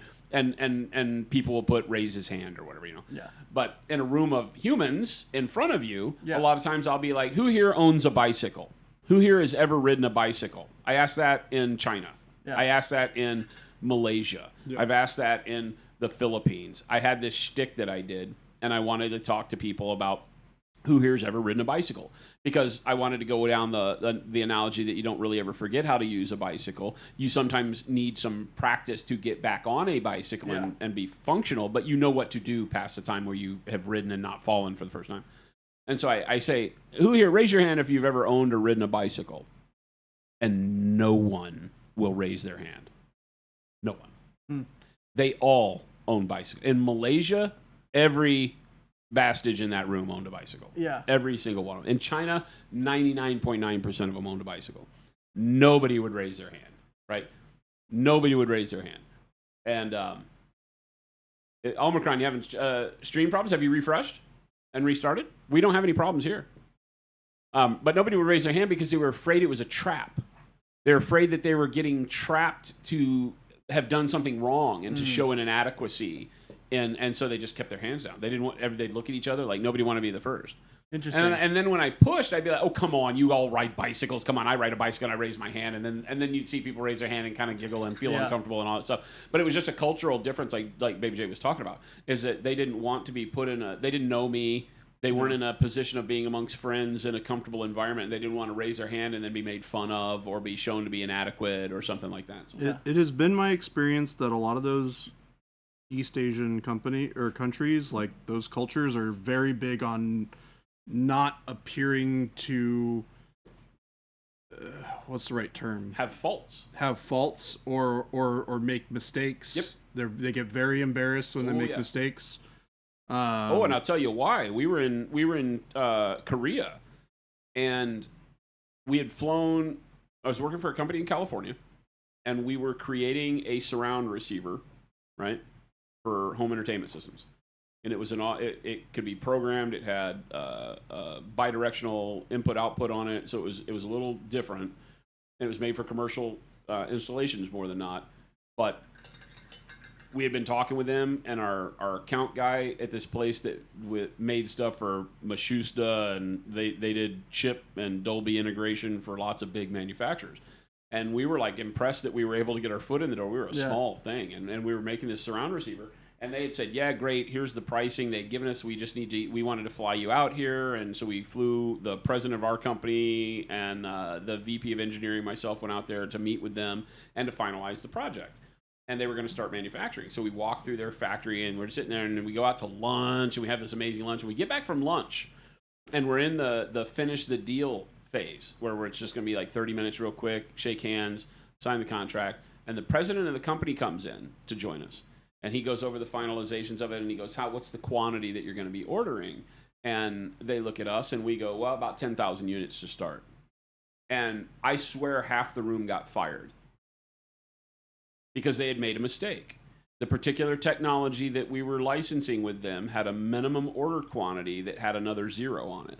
Oh, wow. They needed a minimum of 100,000 units. Oh. And somehow we had been able, and I wasn't part of the group that did it, but somehow we had been able to finagle a 10,000 minimum order quantity with an expectation that we would continue doing business with them in the future. And so the only reason we were there in South Korea on this whole trip, sitting in front of these people, they took us out to this big old lunch, like there's 4 of us from America there. The only reason that we were there and that they were even talking to us is because they thought that we had committed to an extra 0. Yikes. Which we had not, and all the paperwork and everything had all said 10,000. Like we all knew. On our end, we were right, and one person made a mistake on their end in the general understanding of the deal and the concept of it all, and it got the whole team fired. Yikes! Like when we flew home, they still did the deal because they will honor their deal. Yeah. They still did the deal, but when we flew home, we started dealing with, other than the technical guys, all of the sales and management force we were dealing with were totally new people by the time we got back to me. Jeez. It was crazy. Absolutely crazy. Probably lost them a ton of money, right? Yeah. If you have that high of minimum order quantities, like... Yeah. Well, you're talking about they make stuff for... they don't make stuff for Sony, I don't think, but companies like Sony, Mashusta was one of their customers.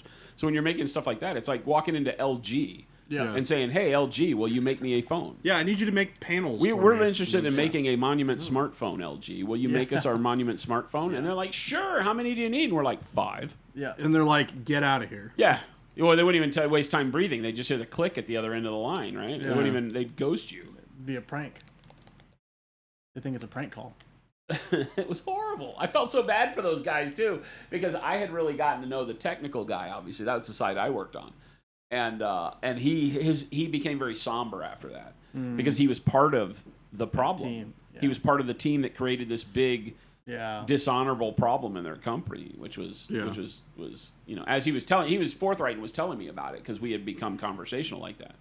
But I felt so bad. Yeah, I was like, people lost their jobs over this. I'm like, oh my god, that's crazy.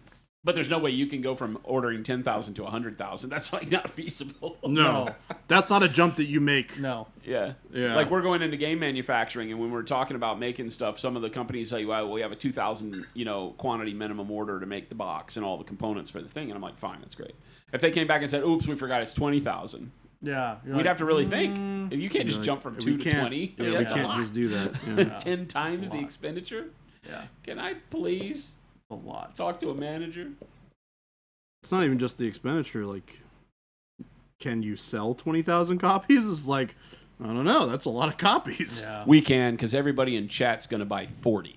Yep. Yeah. Yeah, you got it, chat. What a bunch of awesome people. Chat, I forgot to tell you that the only reason Monument Hobbies can afford to go into making games is because we are relying. We have told all the investors that everyone in our chat on Twitch is going to buy a minimum of 100 games. Yep. Notice how this amount keeps going up? Mm-hmm. Yeah, so. I actually thought there was another 0 there, right? The more times I have to tell this story, games? It's 1,000 now. You want to drop the punch-in? Yeah. Or actually, you don't need to drop the punch-in. T. Schmidt says, where am I going to keep 40 more boxes of stuffs? That is not our problem, T. Schmidt. Yeah, not my problem. It's not our problem, T. Schmidt. And we're making plaid paint. Yes, Punisher. Yeah. I will make plaid Look, paint. I'm gonna be honest. You order 100 copies of the game.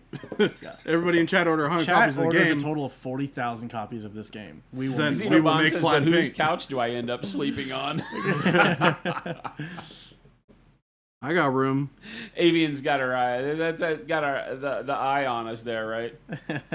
That's a neat one. Politovsky can't lose face. Yeah.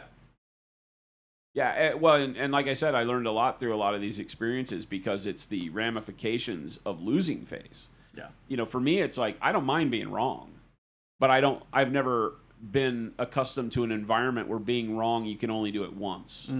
Right? Yeah. And over there's a lot of where if you're wrong, you lose your job or you lose your whatever, you know. Yeah.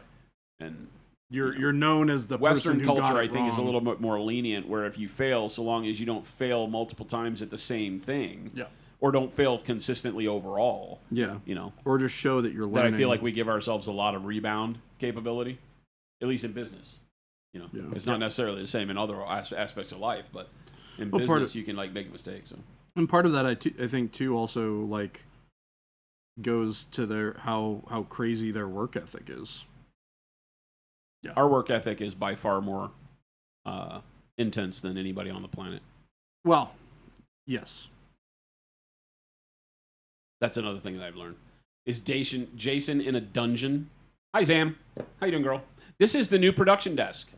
So what we have done here is we have moved the production stuff over here. So if I do this, Hi! because I turned the volume down. Hi! I have the massive amount of control that should never be given to a human being like me. Hold on. I have control too. No, you don't. Yeah, I do. No, you don't. No, you don't. See what Jason didn't say is that there's a cage that keeps him in there. Oh, they feed me through a slot in the cage. I'm trying to turn off the producer desk. Yeah. Sorry. You can't. Unlimited power. Well, not quite unlimited because I am having to fight Jordan for control of the What you guys now. can't see. They each have a mouse. Ah, I got him. He's gone. He's back. He turned it off. Oh, I've got the buttons though. He does have the buttons. I have the power to use a wireless mouse to control that computer as well. So what you saw is Jason and I fighting over the mouse control. Hey, Zam. It is safer. Zam, we also have this. It is safer. We do. If Jason's in a cage. Zam, we also have amazing comfy chairs. Yup. Yep. With amazing microphones. Mm-hmm. With amazing And- people to sit in them. And a table and a house paintbrush for some reason. That would be because I tried to Because you were paint. beating somebody with it the other day. They're great. They are recliners. They go all the way back. So see, Zam, you could come down to Monument Hobbies. You could be Come hang on the out. show. We could have a wonderful kind of podcasty talk while Jordan does the monkey dance paint job over there. Yep. And we could talk about nerd stuff. That would be fun. Sounds pretty cool. That would be really cool if we got Monumentals to come down from time to Sounds time. That's one of the goals. Pretty cool. It's one of the goals. We need everybody to buy 40 of all of our games so that Yep. we can afford to fly Monumentals down here to be on the show. Yup. Yes. Yep. Can I rent out one of those chairs and live there, Gosu? What are you giving us? Like, how much rent are we talking? Yeah. How much you paying? Yeah, we can do paint fights in here. Flights. Green Mountain says, how are you Flights. liking the I thought it said Shatterpoint minis? fights. I was like, paint fights would be a little messy. You haven't been doing nearly enough packing to misread that. Come on now. Oh, hey, when you're standing in an unconditioned van, putting heavy boxes in it. It feels for like a half lot an more hour. than it is, yes. Yeah. Hey, Jordan. I'm still recovering. Green Mountain is asking, how are you liking the Shatterpoint minis? I'm loving them. I can go grab all the rest of my painted ones if you want to see them, because I've been spending a lot of time painting them on stream. Yeah, he's been doing a lot. Yeah, I think I have Vader in here. You want to grab Vader? No, I do not. Well, you're going to do it anyways, because I said so. Hey, somebody likes us. Who Yeah, likes us? We painted, Who liked we painted us? up Vader Chris Neshany, on stream what is going on? like a week or two ago. It's pretty cool. It's pretty You take all a right. flight and you'll bring everyone cookies. Sold. Yeah. What kind of cookies? It doesn't matter. It matters for me. Nestle's Toll House. I demand Toll House. I do not like chocolate chip cookies. Bader with the vacuum. I don't like chocolate. Vroom. Really. Unless it's chocolate milk. Like straight chocolate. Like a chocolate bar. I'm out. I think I'm about to get kicked out of here, huh? Yeah. Who hired that guy? You. It's Jen's fault. His fault. I've been told by Jason that it's your fault. So. But hey, I like Chipotle. It's don't Jen's like- fault. Hey, I I also know like the cool Chipotle. restaurants. There's only so much brownie points due for you around here, Gabe. Does she need to talk to Schlebby about this? Yes. Yes. Punisher says, fire that man. I'm with you. I'm with you. I'm having a real hard time understanding why we pay salary for people that don't like chocolate chip cookies. I like had chocolate chip one, and that cookies. didn't work out so well, Okay. Gabe. My favorite Wait, cookie. you don't like chocolate chip cookies? No. What the heck is wrong with you? I don't like chocolate chips. I'm gonna squirt you with the squirt bottle I don't because like you're chocolate wrong. chips. I don't like chocolate chips in my brownies. And this is I don't how like it chocolate got out chips of in my hand. Cookies. I don't like chocolate chips in my cake. Keep it out of my baked goods. You just don't like chocolate? What's wrong with you? I don't. You don't like chocolate? I like it when it's mixed with other things. So like if it's Reese's, I like it. Chocolate milk? I like chocolate milk. That's But like when- just chocolate. Yeah, but when it's just like Yeah, it's just Wad like a Tomato chocolate says he chip- wouldn't like brownie points either, it doesn't seem. No, not No, if they have chocolate chips in them. That's why he Okay, never... so I will be honest with you. I don't like chocolate chips in a lot of things. Yeah. But chocolate chip cookies are the one thing you can eat that doesn't seem like it has chocolate chips in it. Red velvet cookies. Now we're talking. No. Now we're Hey, talking. Baka, what's going on? How you doing? What's up, Bakamaru? Says, hello, Clark my fellow paint. So I can't No, pronounce that word. but you can, mixed with cookies that isn't word, the same. that word is kind of like my They're separate. kryptonite. I feel like it has a lot of letters you don't pronounce. It's like Hey, Zambies, do you make strawberry shortcake cookies? ooh. I like I me know some red strawberry shortcake. velvet's like I'll eat chocolate cake, but not when it's like concentrated Hey, chocolate, Zam. like a chocolate chip. you Zam, know? I'm going to step in here. As a matter of fact, what I'm going to do is I'm going to turn both of their volumes down. So now, and Jordan's coming over here so that he can have his word too. So here's what I'm going to say, girl. Hi, chat. Hi. Hi. Hi. So what we're going to do, Zam, you and me. Zam, I want you to do some eye contact here in the camera with me, all right? You had me, right, at triple chocolate chip cookies. So that that's settled. Jen and I are right there with you, and that's all that matters. Now, for the rest of these plebs, right, that may or may not, right, be lying when they say they don't like chocolate chip cookies. The fact that your second best and favorite cookie to make is red velvet cookies, you're fine, girl. You're fine. I'm just being honest with you here. You to me to you. You're fine. You bring triple chocolate chip cookies and red velvet cookies to Monument Hobbies, I don't care what anybody else says. You're welcome here for life. That's it. All right. You guys back on, you hooligans. Can you hear me? I'm here. You hooligans. I'll get baking. There you go. Zambies is making Great. cookies. My favorite Sounds cookies like, Jen, we need to buy a plane ticket. Sounds like they need to buy a plane ticket. and a house. I love how you put Vader in like the lava field where he burned his legs off. Or got his legs sliced off. It's not lava. But I have the high ground. It could be. He came back to the high ground. Phoenix likes oatmeal raisin or peanut butter cookies. I'm not real big on peanut butter, but oatmeal raisin is my jam. I like that. I like oatmeal raisin, or a molasses crinkle top. Molasses crinkle Molasses top. crinkle top. It'll change your life. What's wrong with you? It'll Zambi change says your her life. banana bread is amazing. So, you know, Jen makes spectacular banana bread once every 10 years. Ooh. When are we due? It may not be 10 years. I've only had it once, and we've been together for coming up on 9 years. So it could be once every 9 years. I might be due. getting it next year. Yeah. We're due. Or I may not get it for another 20. Or you get it tomorrow. She also makes really good pull-apart bread. The The monkey bread? Yeah. Yeah. We were talking about that the other day. That sounds good. Yeah, monkey bread. We If you still make need it to out do. Dragonfall, pretty solid chance Zambies will have baked goods. So I'm not making a trip. I'm making Zambies make a trip. Right? Because this all started because we have comfy chairs. Think about how great Zambies would look sitting in a comfy chair with us talking for a couple of streams. Chat, would you vote for that? Like if we could have wonderful community painters here at Monument live on stream, maybe one day they paint, maybe one day they sit in comfy chairs, would we be doing this? Yep. That's one of the things we're trying to do here. That's why we're doing this grandiose production. I don't think Sam is still here with us, but what if Sam came down, Zambies came down? Yeah, Jen's like, I save lots of bananas with the intention of using them for bread.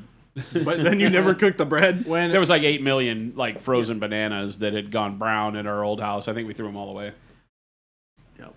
Jen. when I was roommates with Philip, I would do that, and he would harass me because there would just be tons of frozen bananas in the freezer. That you I'd never yell at use them. because that's actually just a lie. Yeah, I'm All like, it no, we is can make is- banana bread. All And it they'd is throw 'em is everybody does that. I always give Jen hell about it too. I was like, you're not making banana bread.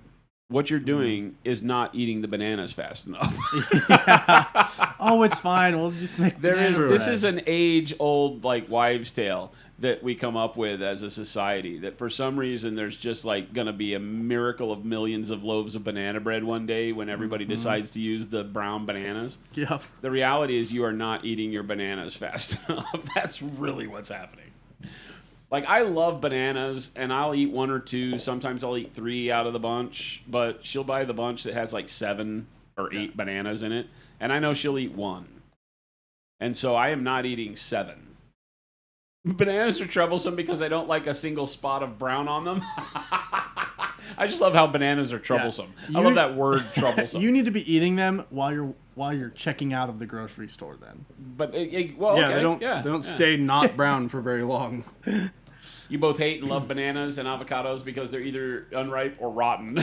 Yeah. There is True. a very, very short time Yeah, frame where they're it's good, and the problem is you like an don't hour. want all of them. So I'm like, hey, you know what you can do at the grocery store is pull 2 bananas off the bunch and buy 2 bananas. They literally do them by weight. Yep. They don't charge you because you no, you got to pay for 6 because that was originally part of 6.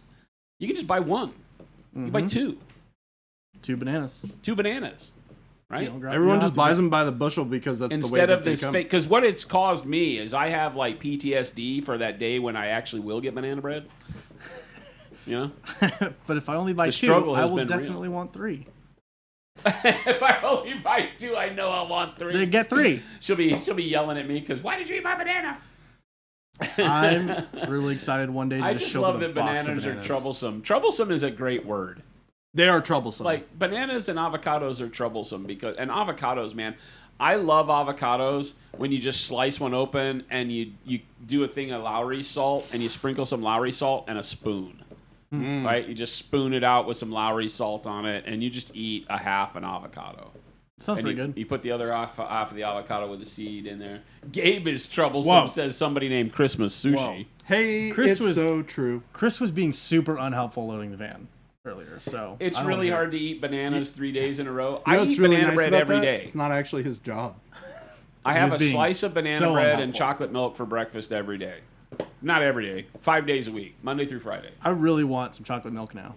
It's so good. Have don't you know had why. the chocolate milk This- from No. Starbucks? This should have been chocolate milk. Yeah. I tried. I'm sorry. No, it's not your fault.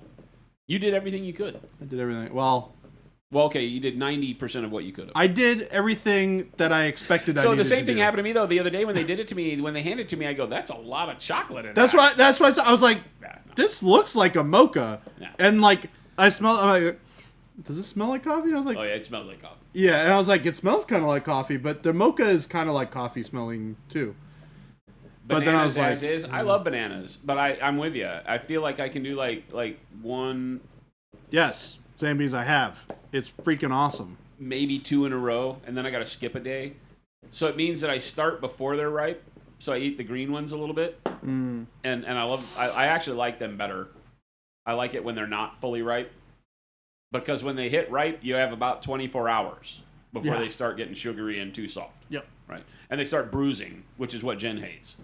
And you haven't even moved them. Like, you could put them in an anti-grav bubble and they'll still bruise. Yep. Yeah. They're not like humans. Luckily, I'm old enough, Zambies, to be able to remember having that hot chocolate. Bananas are not like humans. I have to smack Baby J a lot harder than a banana to get him to bruise. Yes. I have a funny... Yes, you do. Let's not do that. I'd prefer to not get slapped by my boss. Come here. Just... Come here.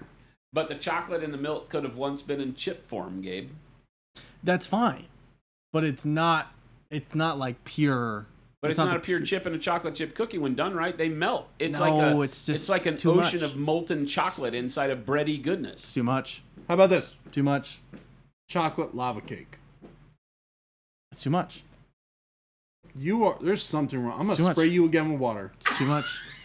He nearly said, there is something wrong with you. Too much. You did. I mean, you guys are looking at it the same way I am, but I was watching Baby J on that one, and he was like, there is something wrong. There's something wrong with you. I don't He's know, a man. chipist. That was ever since I was little. I just could not do chocolate. Okay, wait. Wad Tomato says he would eat more bananas if Taco Bell sold bananas. What? This leads me in lots of weird question directions. Like, I want to know what it is about Taco Bell that would make you eat bananas. Because they would be served with grade D meat on them or something? What would I'm not real sure I understand. What would a fast food banana look like? It would look like a darn banana. Yeah. It would not have any bruises on it because they would have figured out how to make it completely impervious It's to half normal plastic. food problems. Yeah. Right? And the same way flies won't touch a McDonald's hamburger, no bugs would come near that banana. Those things also stay not moldy for a long You could time. peel it and lay it on the sidewalk in the middle of the Arizona summer and come back 2 days later and pick that banana up and it would still taste and feel the same as it did 2 days Now, ago. chocolate chunks are fine. What is wrong with you? I'm kidding. I wanted that reaction so bad. No. What the hell is wrong with this guy? No. Exactly. No. What? You say the word, Jason. I'll get him. I'll get him good. Get a shield. Juan eats Taco Bell like every day. He goes, I'm just there all the time. Oh, so if they have bananas. So what we're missing out from the Taco Bell menu is health food.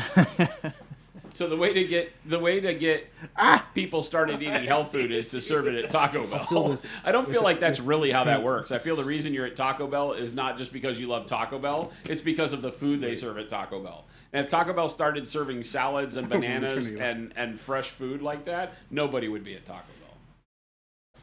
Because it wouldn't be 99 cents either. You know what I really want now? Plantain. I don't think I've ever had a plantain. It's like a banana, but not quite. Like a banana. You know what's You just also talked like to a banana, Schlebby but and not she quite? says she's normal, Banana but bread? Gabe's wife also does not Bread. like chocolate. It's true. Well, it's good that they're taking each other I got out him of good. We both don't like chocolate. She doesn't like chocolate more than I do. I like that you guys have done a service by taking both of you out of the population and put yourselves with each other. We're just gonna have. So we only have one place to We'll go be to rid introducing ourselves more of to the this problem. population that doesn't like chocolate. It's like a banana potato. It is, right? Like plantain just is a little bit better. It's why I like the unripe banana because it has a texture that's a little bit more. It has a little bit more of that snap to it. It's like a cheese curd, you know? It's like you bite it, it doesn't squeak like a cheese curd does. If It's not my waxy, bananas but tasted it like has- cheese It curds, has more, it's not something's mushy. wrong. It's not not mushy. It has resistance. It's firm. Yeah. I like firm banana, and I said that out loud. That makes me feel weird. But I'm crying. This is a good show. Oh my god. I wish this show could just Chat, keep going save on. us. Chat, from what? From me? Oh. If you took me out of here, you would not have half the fun you do now. It was God, not no. T. Schmidt. It was not. Don't go anywhere. It was not. Caramelized plantain. Plantain is just so good, man. We had a Cuban restaurant in Orange County in the city of Orange, down in the Orange Circle, that I would go to all the time because I lived just like a mile north of the Orange Circle. And we would go down there, and man, it was great because the meat they do, the Cuban restaurant had amazing pork dish. The heavy sauces are right up my alley, even though I'm not a sauce guy. And everything came with plantain. Everything. Jen says plantains are not good. capital N-O-T, not. I ask myself all the time how I wound up in this situation. This is where you hear the banjo playing. It's like, so, I bet you wonder how I wound up here. At the beginning of the show. That's funny. She likes sour cream and does not like plantain. Plantain is good, man. Sour cream's great. Sour cream's great. You don't like This sour guy gets like a whole half bottle of sour cream on his cream? Chipotle? Chipotle. That's how you're supposed to do it. So this is He how likes the sour world cream is funny soup. like this, is because Gabe Cover it is up. the sour cream god, and Jen is the sour cream goddess. Like, she gets her Chipotle is literally like, can you put some sour cream in a bowl and then some stuff Yeah, on top it's of sour it? cream soup. I get double sour cream. She gets like triple. She's just like, keep going. Like, it's like when you go to the Italian restaurant, they're like, would you like some cheese Parmesan? on that? You know, Yeah. Parmesan, and you just sit there while they do it. Say And they're like, they started just saying "say when" because Say when. people are always like more. Yeah. She says she gets double. I do. I get double sour cream. Man, I gotta. See, Gabe's right about the sour cream and wrong about the chocolate. That's what I was trying to Let me say. tell you about this Chipotle. Hold on, we gotta talk about this Chipotle really quick. This Chipotle on 16th and Camelback Yep. is ridiculous. Their portion sizes are out of control. Good or bad? Well, Well, it depends on your the point of burrito view. that's like as big as his thigh. Well, okay. Yeah. Like big portions or small Okay, portions? I'm a fat guy, and I'm like, y'all need to chill out. All right? No, it's great. I am a the large best. dude. I love that. I Chipotle. eat large meals, and I'm like, y'all need to chill out with this right now, because this is Okay. too much. What is your Chipotle order? My Chipotle so order good, Baca. is a burrito. I need to interrupt here for a second. Yeah. I want everybody to look at chat and see that the love of my life, the most wonderful woman on the planet, and how hideously incorrect she is when she says that ketchup doesn't belong on nuggets. Yeah, that's I wrong. agree. Ketchup absolutely does belong on nuggets. I agree. In fact, it is That ketchup. the number 2 most important condiment for nuggets. Okay. I would make the argument that the sweet and sour sauce that you get from the fast food restaurant that you're going to generally is the number 1 pick. Okay. Ketchup is number 2. I'll give you that. I don't. Think, Ranch is 3rd if you like that. I'll give you that. Yeah. I think Honey the- mustard's up there someplace high for me, but it could be that Yeah. takes my number 1 spot from what you said. Yeah. You know, but ketchup's my number 1, honey mustard's my number 2, and everything else is kind of like irrelevant. Chat. I think I'm about to get kicked out of here. Because if you say barbecue right now, Gabe, No. Okay. Well, hold on. Let me do the Chipotle order really quick, Oh, so you know what I'm well, talking so about. I like ranch on my nuggets. The only thing I think ketchup truly belongs on is a hot dog. No. Anything else? I French don't want fries? it. Nope. Don't want it. French I'll fries. I'll take ranch on my French fries over. Chat, did I miss the part where like AI took over and we already have like the Terminators? I'm 'Cause telling I you, feel something's like wrong what we with this have kid. here No. is a poorly programmed Terminator. No, I do not like ketchup.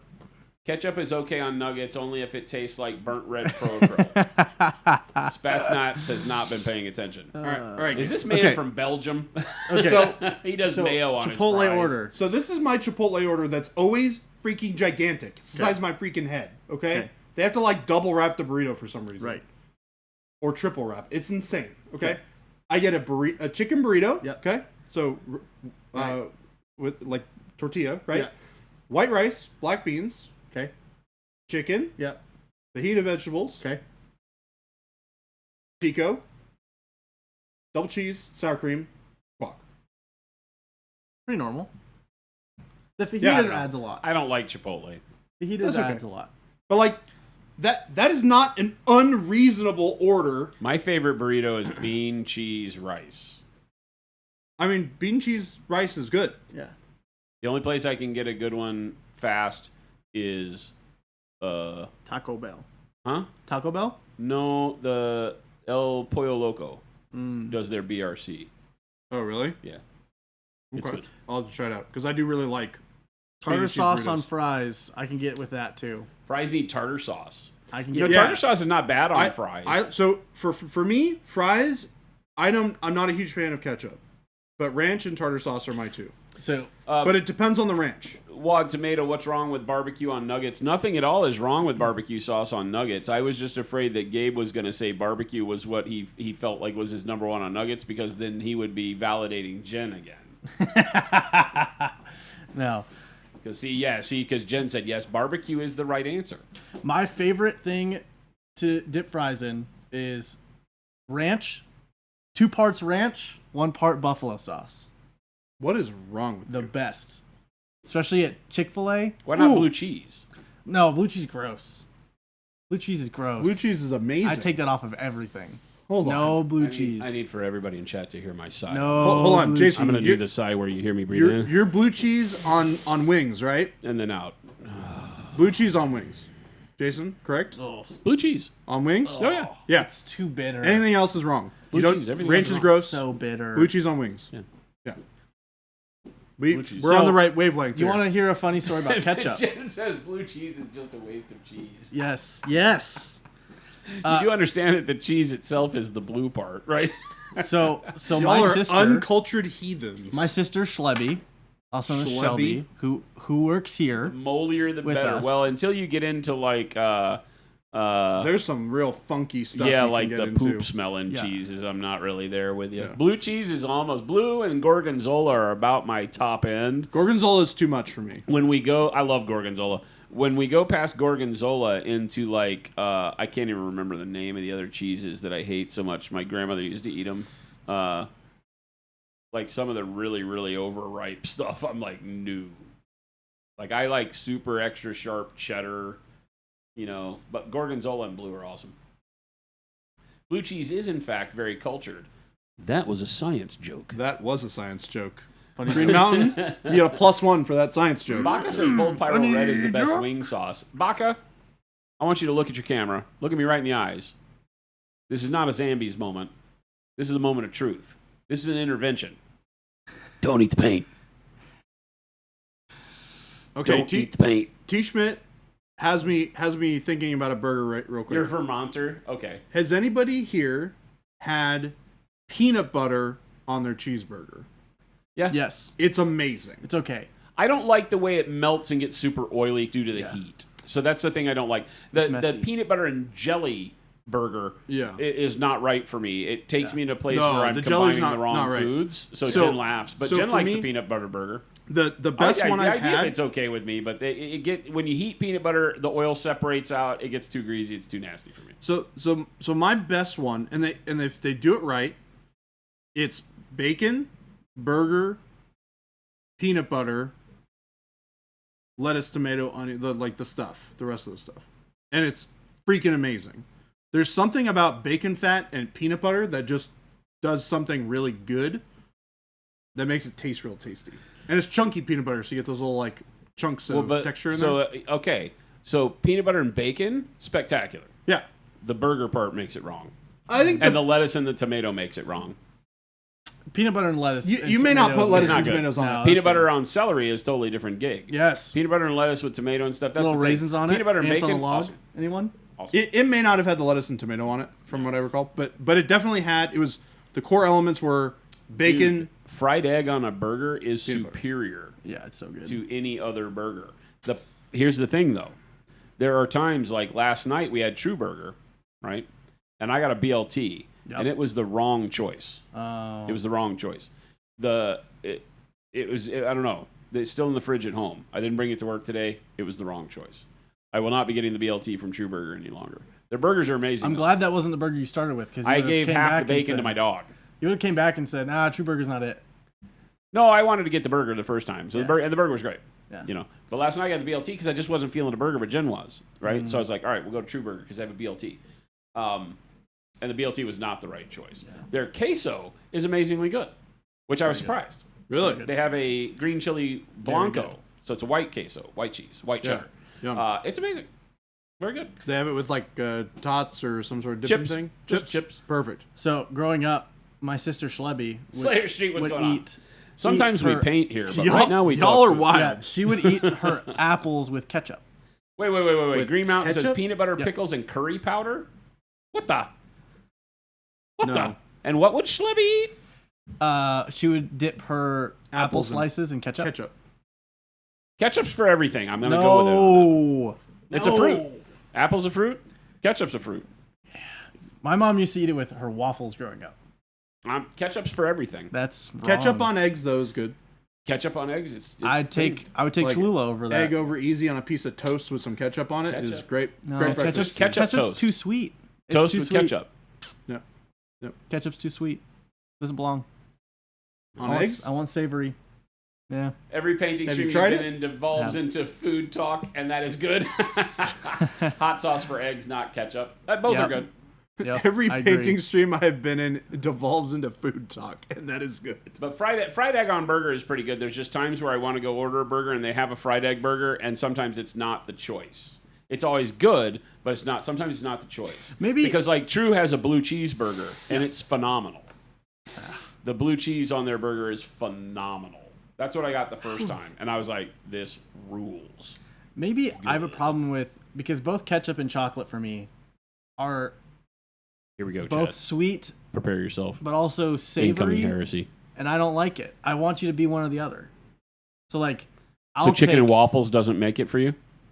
No, chicken and waffles does because it's not like the meal itself is both, but the pieces in it know what they are, right? You got your sweet syrup, and then So you don't like the chicken. sweet and spicy of ketchup inherent to itself? No. Okay. I think it should be one or the other. And what about chocolate? Chocolate's not Chocola's spicy. the same. It's not. No, it's more sweet and bitter. Bittersweet. It's bittersweet, and I don't like it. And even milk chocolate? No, because that's Fake more white like, chocolate? Because white chocolate is not chocolate, but White chocolate is just sweet. it's just sugar. It's just sugar. So I'm cool with white chocolate. And I think chocolate milk is more like. So now I want it's more everybody the in chat. savory area. It's just more. I want everybody in chat to say their farewells to Gabe. It's been I'm nice. okay with food touching other food. I actually been mix nice. a lot of my food, but it's more about. I don't know why. It's just. Jen's just trying to not- figure out if you guys were Yeah. separated at birth or something. Other than him being like 30 years younger. I'm okay. Gabe, I'm okay how do you with feel if food. food touches other food on you? I'm fine Yeah, with Punisher is like, can you just cut his mic? Is he trolling? What is this? Wait, okay. Here's another question. Jen's like, it might be related. Are you a one thing at a time on your plate person? No. Or are you a I mix everything? I'll mix it, Nah. but I'm weird. I don't mind. I'll admit that what I do is weird. Oh, if I but get Chipotle, it is a thing I do. I shake that bad boy up till it's like a mixture, a weird mixture. Well, that's that looks different. If you get a Chipotle bowl, like the idea is you're getting a mix Hey, of Route, stuff. how you People doing?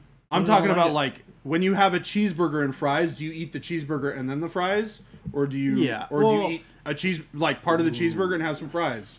I will do. Do you drink your milkshake and then eat your cheeseburger and then eat your fries? I'll eat my 'Cause fries. that's what I do. I eat my fries I take a bite first. of cheeseburger, shove some fries in my face hole, and then sip slurp my it down chocolate. with a drink. I don't. It's all I don't, got to be in there together. I don't mind doing that, but ever since I worked at In-N-Out, and I learned that the fries there are disgusting unless you eat them immediately, then they're the best. So I learned to eat my fries first and then my burger because they were better. Back and forth, or put the fries on the burger. I don't have the patience to put the fries on the burger, so I Nah. just back and forth it. I've never been a fan of like chips and sandwiches or fries on burgers. Never really. I like never really I'm with you, captured me. Punisher. Everything at In-N-Out is disgusting. No, it's all good. I haven't had it because all I'm gonna be amazing. honest. I can't be bothered to wait in line. That's how you know it's good. That's how you know it's a waste of your time. That's how you know it's good. So wait, I have to go back to this teriyaki burger that Clarkatron is talking about. Number one, I'm not a big teriyaki fan, so that kind of axes it for me. Teriyaki burger with pineapple ring and cream cheese, like Havarti. Oh, a creamy cheese like Havarti is also pretty good. So the burger with Havarti, I could get with, right? Because like an herb Havarti on a burger would be really good. It is a thick, creamier cheese, so it's gonna sweat on the meat like blue cheese does, as opposed to, just like American cheese melt. Yeah. So I'm okay with that. The pineapple slice is tough for me, man. Pineapple is something, as you know from my rants on pineapple going on flatbread. Pineapple's hard for me. I only like pineapple by itself. I don't know that I like pineapple as part of any other thing.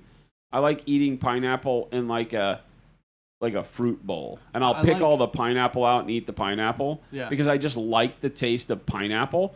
But when you put it with something else, it distorts the beauty of pineapple when you put it with like savory stuff. I really like pineapple and mango in my poke bowls. Mango, I could see. Mango doesn't have as much of a dramatic stand on its own taste. Yes, it's pretty subtle. Pineapple and cottage cheese? I can't do cottage cheese. Pineapple and cottage cheese is good because cottage Can't cheese do doesn't cottage taste like anything, so it's still pineapple. It just gives it some texture, right? Cottage cheese So- is just texture in a bowl. So I want to go back to the It really teriyaki is. burger. It's real just quick. protein and texture in a bowl. So I It's like also it's like mush. I also don't like teriyaki burgers. I've never been a fan. Now I don't like teriyaki sauce much. There's one burger I've had in my life that was incredible. It was a teriyaki burger. one burger. Yeah. So I we gotta literally take you out to more saved. burger I places. took a picture of it on the menu, Pineapple and I still have it because I was like, What's this wrong is with the you right people? combination, and I'm curious to see if Jason would like it. Okay. So it's a Wagyu burger with teriyaki glaze, nori furikake, He's just making words up, spicy now. mayo, He's just making words up. Those aren't even words. and tempura avocado. That sounds pretty good. That So it's sounds like So- tempura fried avocado. So when I eat Asian food, I don't want burger to be part of the equation. I'm gonna be honest, So this you burger lost is me. freaking delicious, and You you lost probably me. like it. You lost me. Asians don't know how to make burgers. I'm just going to come up flat out and say it. This is from a place in Vegas. This is some it could be very fusion. very American. What if it's stuff. fusion, huh? No, No. no. No fusion. So that's the problem. So with me with burgers, it's tough, right? Because you get a lot of the hipster style burger that's This like is a very hipster burger. To be you know, honest. it's like sushi burger or something. You know, Yeah. I've seen this. They do like a California roll or something on a burger patty or Yeah. whatever like that. And I'm like, I don't even need to try that. No, I don't need It that. may be the best thing on the planet, but my brain can't wrap around it because I really do section my foods off. When I say, you know what I really want tonight, I want Thai food. Right? I know my Thai place. I know what I order. I think this is my downfall for food stuff because there's some things I just don't try because you'd be like, you do what? You mix what with what? I'm like, no, you lost me. Do they have regular things there? And that's kind of where the conversation goes. Yeah. It's like you just read a bunch of words that were like from 8 different kinds of restaurants I would go to, right? Yeah. So And he says, so if he's, I guess we have to ask what is Asian because I would have to ask what about Kumas, as in OG Kumas? Kumas, what are you talking about? The restaurant? What are we talking about? I'm just talking about like if you went to like a Japanese or a Chinese restaurant or something like that, you never order the burger. That's what I mean, right? If you go to like a Hawaiian, because Kumas is Hawaiian, right? Yeah, Kumas I think is Hawaiian from its background. So, but it's not. It's a burger joint, right? So I don't mean that Asian people can't make burgers. That was not what I said. That was not what I meant. I just mean that when you go to an Asian restaurant or you go to a place that is like I don't want teriyaki burger because those flavors in my head don't match the item I'm eating. Yeah. Right. But now I could say the same because like blue cheese on a burger is whack too because Yeah. it's like I just feel if you really want to get down to burgers, it's like cheddar. It's like backyard burger is burger, bun, cheddar, lettuce, tomato, onion, mustard, mayo or mustard ketchup. Not for mayo. me, I like experimenting with some like weirder burgers, just No, I because think they're fine. fun. Yeah. Yeah. The craziest. But like if I go to a place it's like Brussels sprouts on your burger, I'm like, what are you no. thinking, dude? No. Have you? I don't know if they have them around here. Have you ever heard of Katsu Burger? Katsu? Yeah, Katsu Burger. Okay. So are you familiar with what chicken katsu is? Yeah.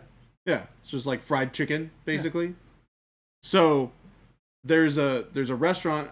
It must be more local to the West Coast, but they had a bunch of them in Seattle, and it's literally just like a katsu fried burger or pork patty that they make into like with like a coleslaw and stuff. It's amazing. I like the fact that Punisher is sitting here saying, it's funny you say that. There's a place right next to me called Best Burger and Chinese Food. He's like, I've never tried the Chinese, but the burger's pretty good.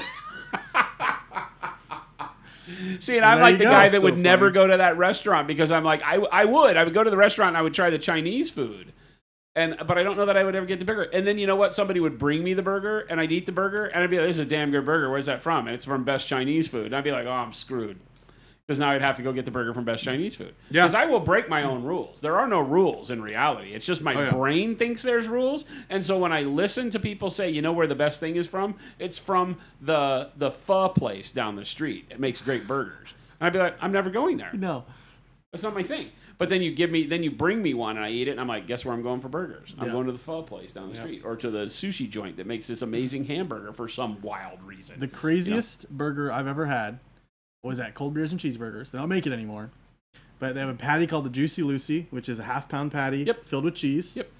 And then it had onion rings on it, and it had tater tots on it, and then both buns were full-size grilled cheese.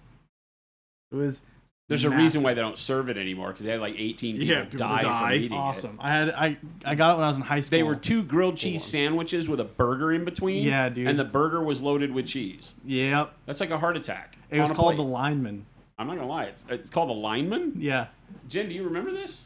It was great. Death from impulse, or you go to Buffalo Wild Wings and get get their burgers instead of the wings. So that's an interesting one, right? Because there are some places that by their name make you think that they are like Buffalo Wild Wings would be like the chicken wings. But I agree with you there. I've had the burger there and it's not bad. Yeah. But I treat that as like a bar food place, right? Yeah.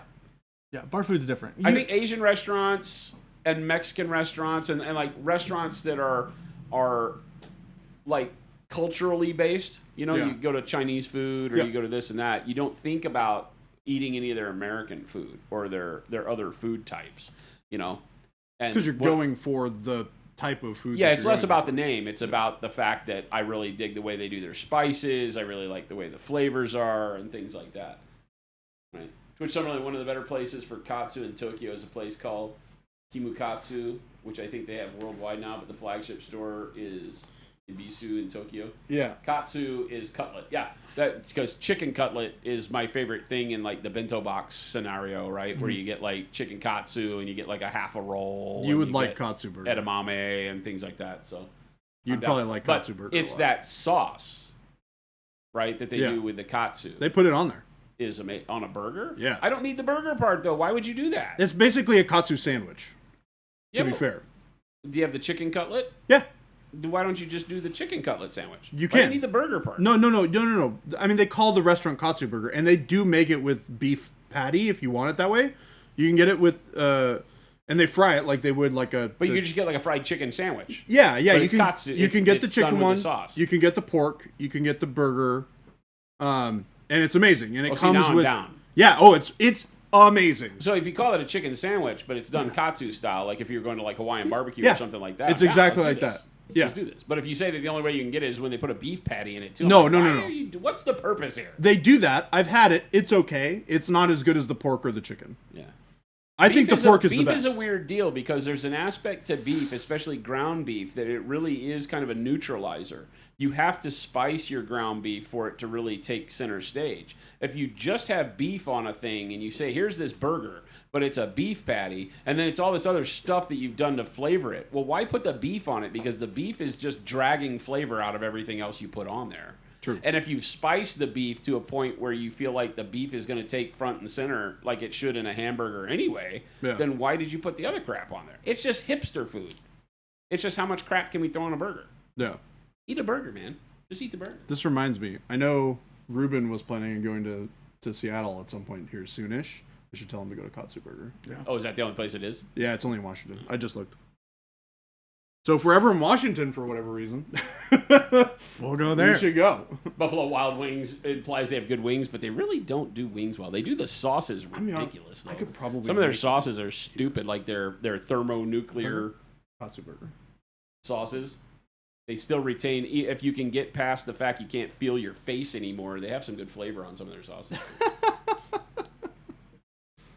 The only thing you eat at Ivar's is their chicken tenders. Oh my God, the clam chowder is so good at Ivar's. What are you talking about?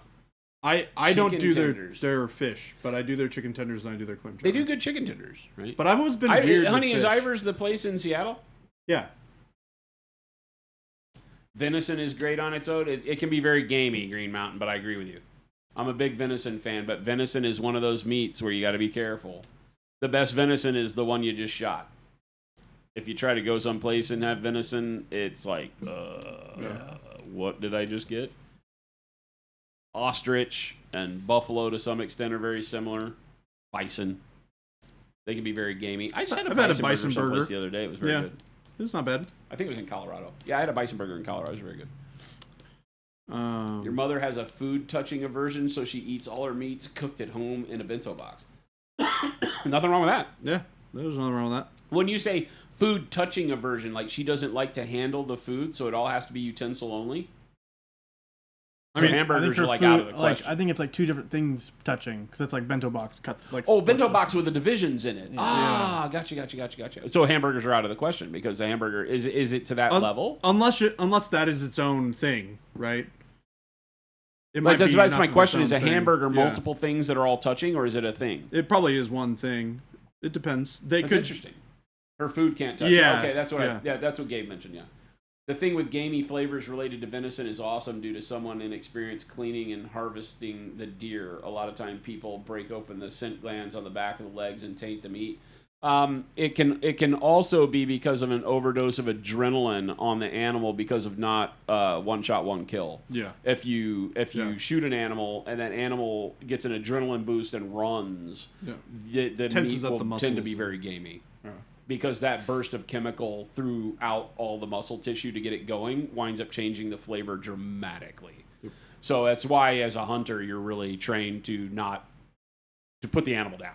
Yeah, both for humane reasons and also for functional eating reasons. Yeah, works out both ways. Who'd have You'd thunk? have a bison burger, but then you'd be a cannibal. An M bison burger? What are we talking about? Wait, when did we get to cannibalism? You switch to bison from ground beef. I like bison a lot. It's expensive though. Yeah. Jen and I do these bison bowls. We haven't done them in a long time. We've talked about them before. You can get ground bison at the grocery store, but it's expensive. Now I want a cheeseburger for dinner. I had frozen corn dogs for lunch, and I'm like, oh my gosh. I might have to go to True Burger for dinner. Oh, Street Fighter has a character called M. Bison. Yeah. M. Bison. This was a deep nerd joke. It was like surface level nerd joke. Dad taught me, and all of the venison we've harvested has been amazing, so I assume that's what it is. You can definitely, like, if you puncture the bladder and things like that, you can have really bad experiences with with the meat you get. But Jen coming down with the knowledge. Bison is actually not that much more expensive than ground beef. Oh, is it not? You just like get a lot less. I don't think that's. I think that what we figured out is that you don't get the same amount, right? It's the same price. They packaged it to where sitting next to ground beef, it's similar in pricing, but you don't get as much. I don't Might think be $1 or $2 more. I don't know if you get a full pound, do you? It's probably not significantly more. It's probably not like double the cost. It's probably like a couple of dollars more than per pound. Avian says, as an upstate New York kid, I would agree about the wings at Buffalo Wild Wings. You know, like, wings have never been a thing I've really been interested in. Wings? Yeah, wings. No. Oh, man. Like, if somebody's like, hey, like, we used to do wing night, and you go out for wing night, I would never get wings. If I did, people would laugh at me because I would get the boneless ones, which are chicken nuggets. Yeah, they call them boneless chicken wings, but I'm there is definitely I'll take the chicken nuggets. Difference. I would be the guy at the table going, I'll take the chicken nuggets. And they're like, you mean the boneless wings? I go, no, yes, whatever. Yeah. But I'm not afraid. I'm enough of a man. I can call them chicken nuggets and be fine with it. So what about the wings is not something you particularly care for? You're like working for it? No, there are ways around that, my friend. Let me teach you. It's a very weird thing for me because I love, like, bone-in chicken, you know, fried chicken. I don't mind getting messy when I eat, but there's something about chicken wings I've never been a fan of. I don't know why. I used to hate wings because saucy nugs. I would only like the drumsticks and I'd hate the wings. But now, push down? Yeah. I learned the appropriate way to eat chicken wings, and now where you just suck it off the bone. You like push it down. No, so you take the one with the 2 bones and you pinch it by the end and you push it down into your plate, and it pushes all the meat off. In one clean, and you just take it in one neat bite. Yeah, you can do the same thing and just put it in your mouth and pull the meat off. Yeah. I've been making wings in the air fryer, and those are the best wings I've ever had. I've not been to a different place that's done. They're good in air fryer. They're so good. You like the flats over the drumsticks? Yeah, flats are better. Your wife is the opposite, so we always just trade. I'm a big dark meat guy.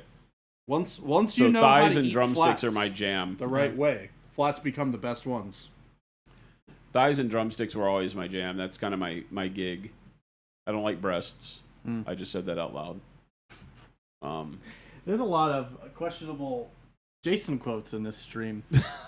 This is what you get. This is what you get when I'm on Sudafed and sitting and not painting. Right? When I'm loaded on Sudafed and vitamins and medicines, and I'm over here just talking at the camera. Yeah. Well. Are we done? I think so. Well, I got says I stuff love that breasts. I gotta do. Unfortunately. I don't like white meat. And I gotta do it It's in too here. dry. Yes, it's true. I do need the studio. Oh, you got to do stuff in here? He's got to So you're kicking us out? I gotta finish the Jordan's short and I gotta kicking us record out. those videos. He's kicking us out, dude. No, Yeah, so mean. get that guy out of my studio. Damn it. This is not my studio.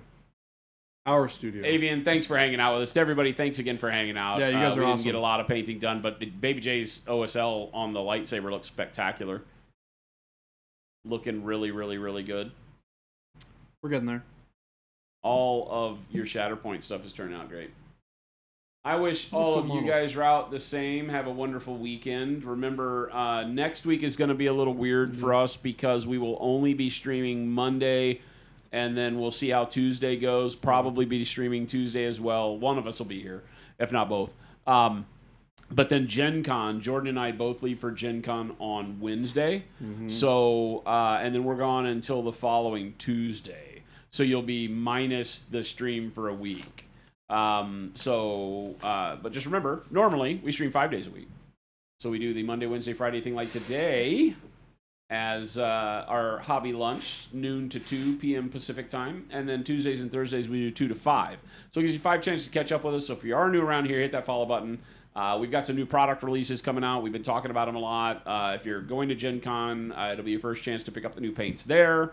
We'll be talking about them a lot Monday and Tuesday. You'll see a lot on all of our social media posts. Also, click the links that Jen put up in chat there. Make sure to join us on our Discord. We've got closing in on 3,000 amazing artists. Isn't that crazy? Just like you guys. So lots of stuff to get inspiration from. Talk hobby, color mixes, 3D printing, wonderful pets, and nerd food. So join us over on the Discord if you do nothing else today. Stick around. We're going to find somebody to raid. We'll send you off into the rest of your Friday with some more good hobby greatness.